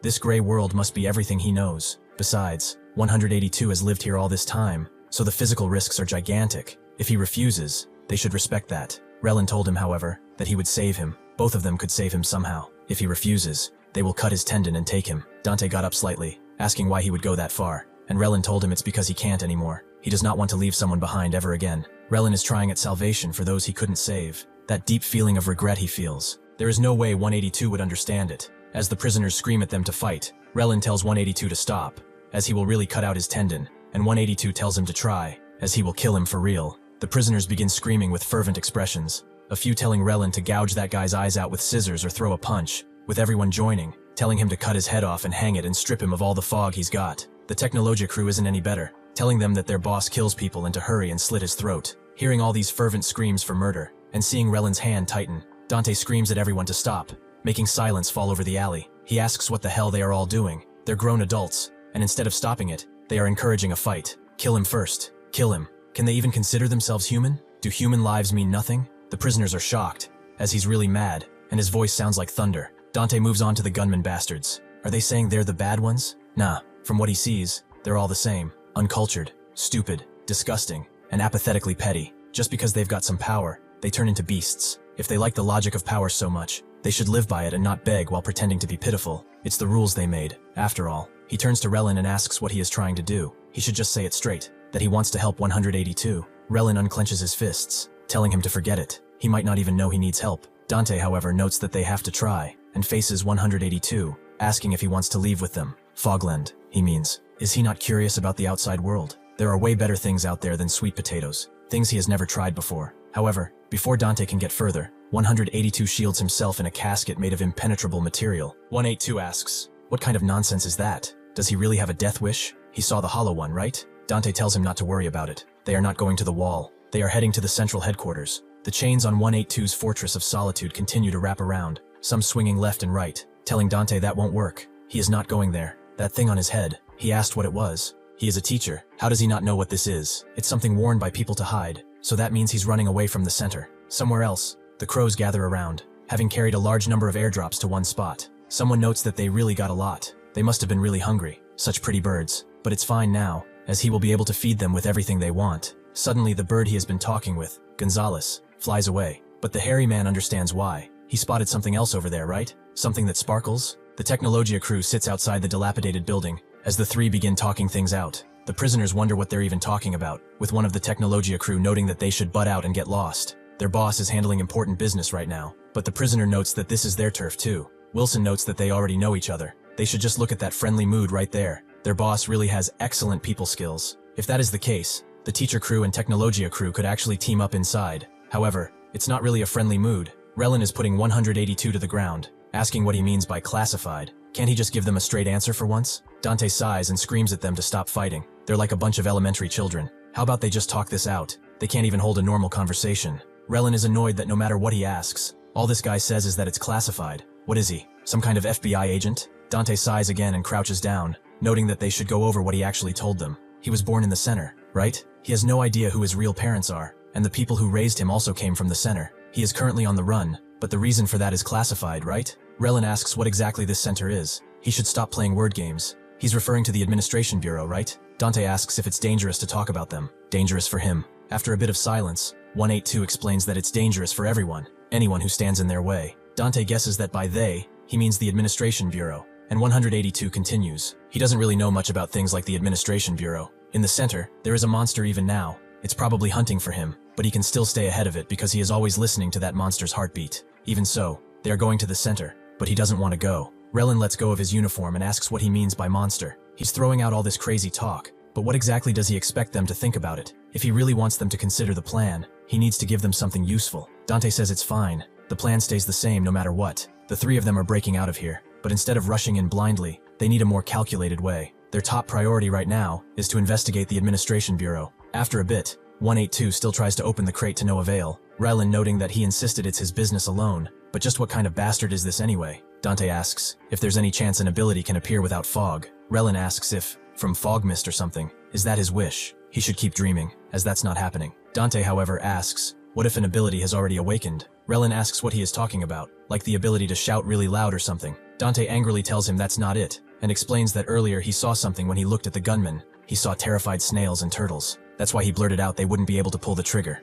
Relin is surprised to hear that was his only proof. He really almost got himself killed. Dante tells him to listen to the end. That wasn't the first time it happened. He also saw something when he looked at 182, something huge that was pressing down on him. That was probably the burden of the secret 182 is scared of, and the fact that they had no mouths felt like a vision of someone forced into silence with no option but to keep quiet. If that all lines up, on top of that, he saw the desperation of the residents here and things like that. Relin asks what he's getting at. Is he claiming he can read people's minds or something? Then what is he thinking right now? Dante looks at him but sees nothing out of place. It is the usual Relin he sees. He notes that he's probably thinking he should stop talking nonsense, surprising Relin, as that's exactly what he was thinking. And Dante sighs, pulling off his glasses. He should just pretend he'd never heard any of that. He's probably seeing things because he's exhausted. He thinks there's no way that's real. Even if some talent did manifest, it wouldn't be something like that. Prying into other people's thoughts is what his brother excels at after all. 182 continues fidgeting with the box, wondering how one gets it open. Does he just smash it? Is it even possible to open it with one hand? Relin asks if he wants help with that,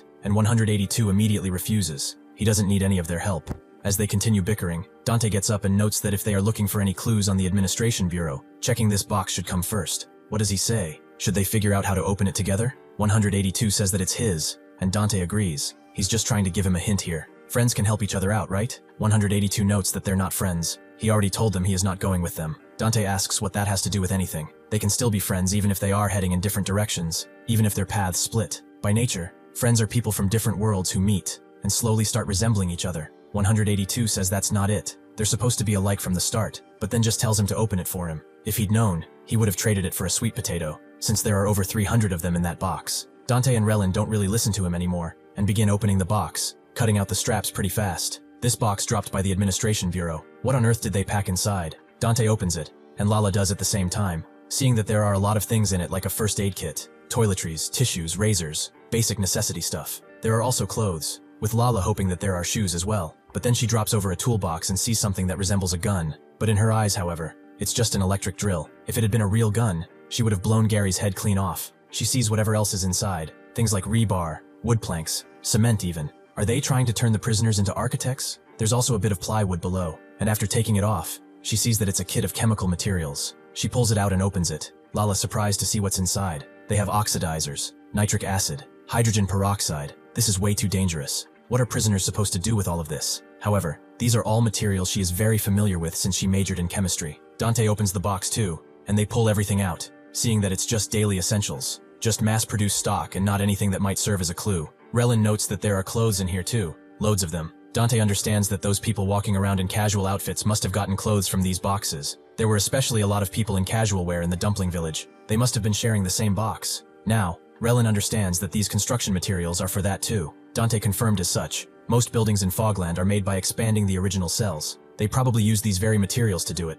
This is pretty strange. The prisoners are remodeling the prison however they please, creating their own kingdoms. Yet the administration isn't just ignoring it, they are supporting it. On top of that, they just choose to toss supplies around at random locations, which naturally sparks competition. Relin also pulls out the kit of materials. What are these supposed to be for? Aluminum powder and all sorts of chemicals and ingredients. Dante explains that he majored in life sciences, but aren't these hazardous substances? He also knows that much. What exactly are these prisoners supposed to do with materials like these? This place is crawling with idiots, just like this guy who is searching for the sweet potatoes. Well, things like hydrogen peroxide and ethyl alcohol can be used for treatment if properly diluted. He should set aside a few of these. Seeing 182 defeated there are no sweet potatoes. Relin throws the packet of sweet potato seeds at him, and 182 immediately opens it up, revealing just a bunch of seeds. He wonders how they could mistake that for a sweet potato, but do they really think he's completely dumb? Dante tells him that is actually a sweet potato. It's a tiny baby sweet potato, making 182 pocket them immediately. Dante also thinks that, for now, this is a jackpot they did not see coming.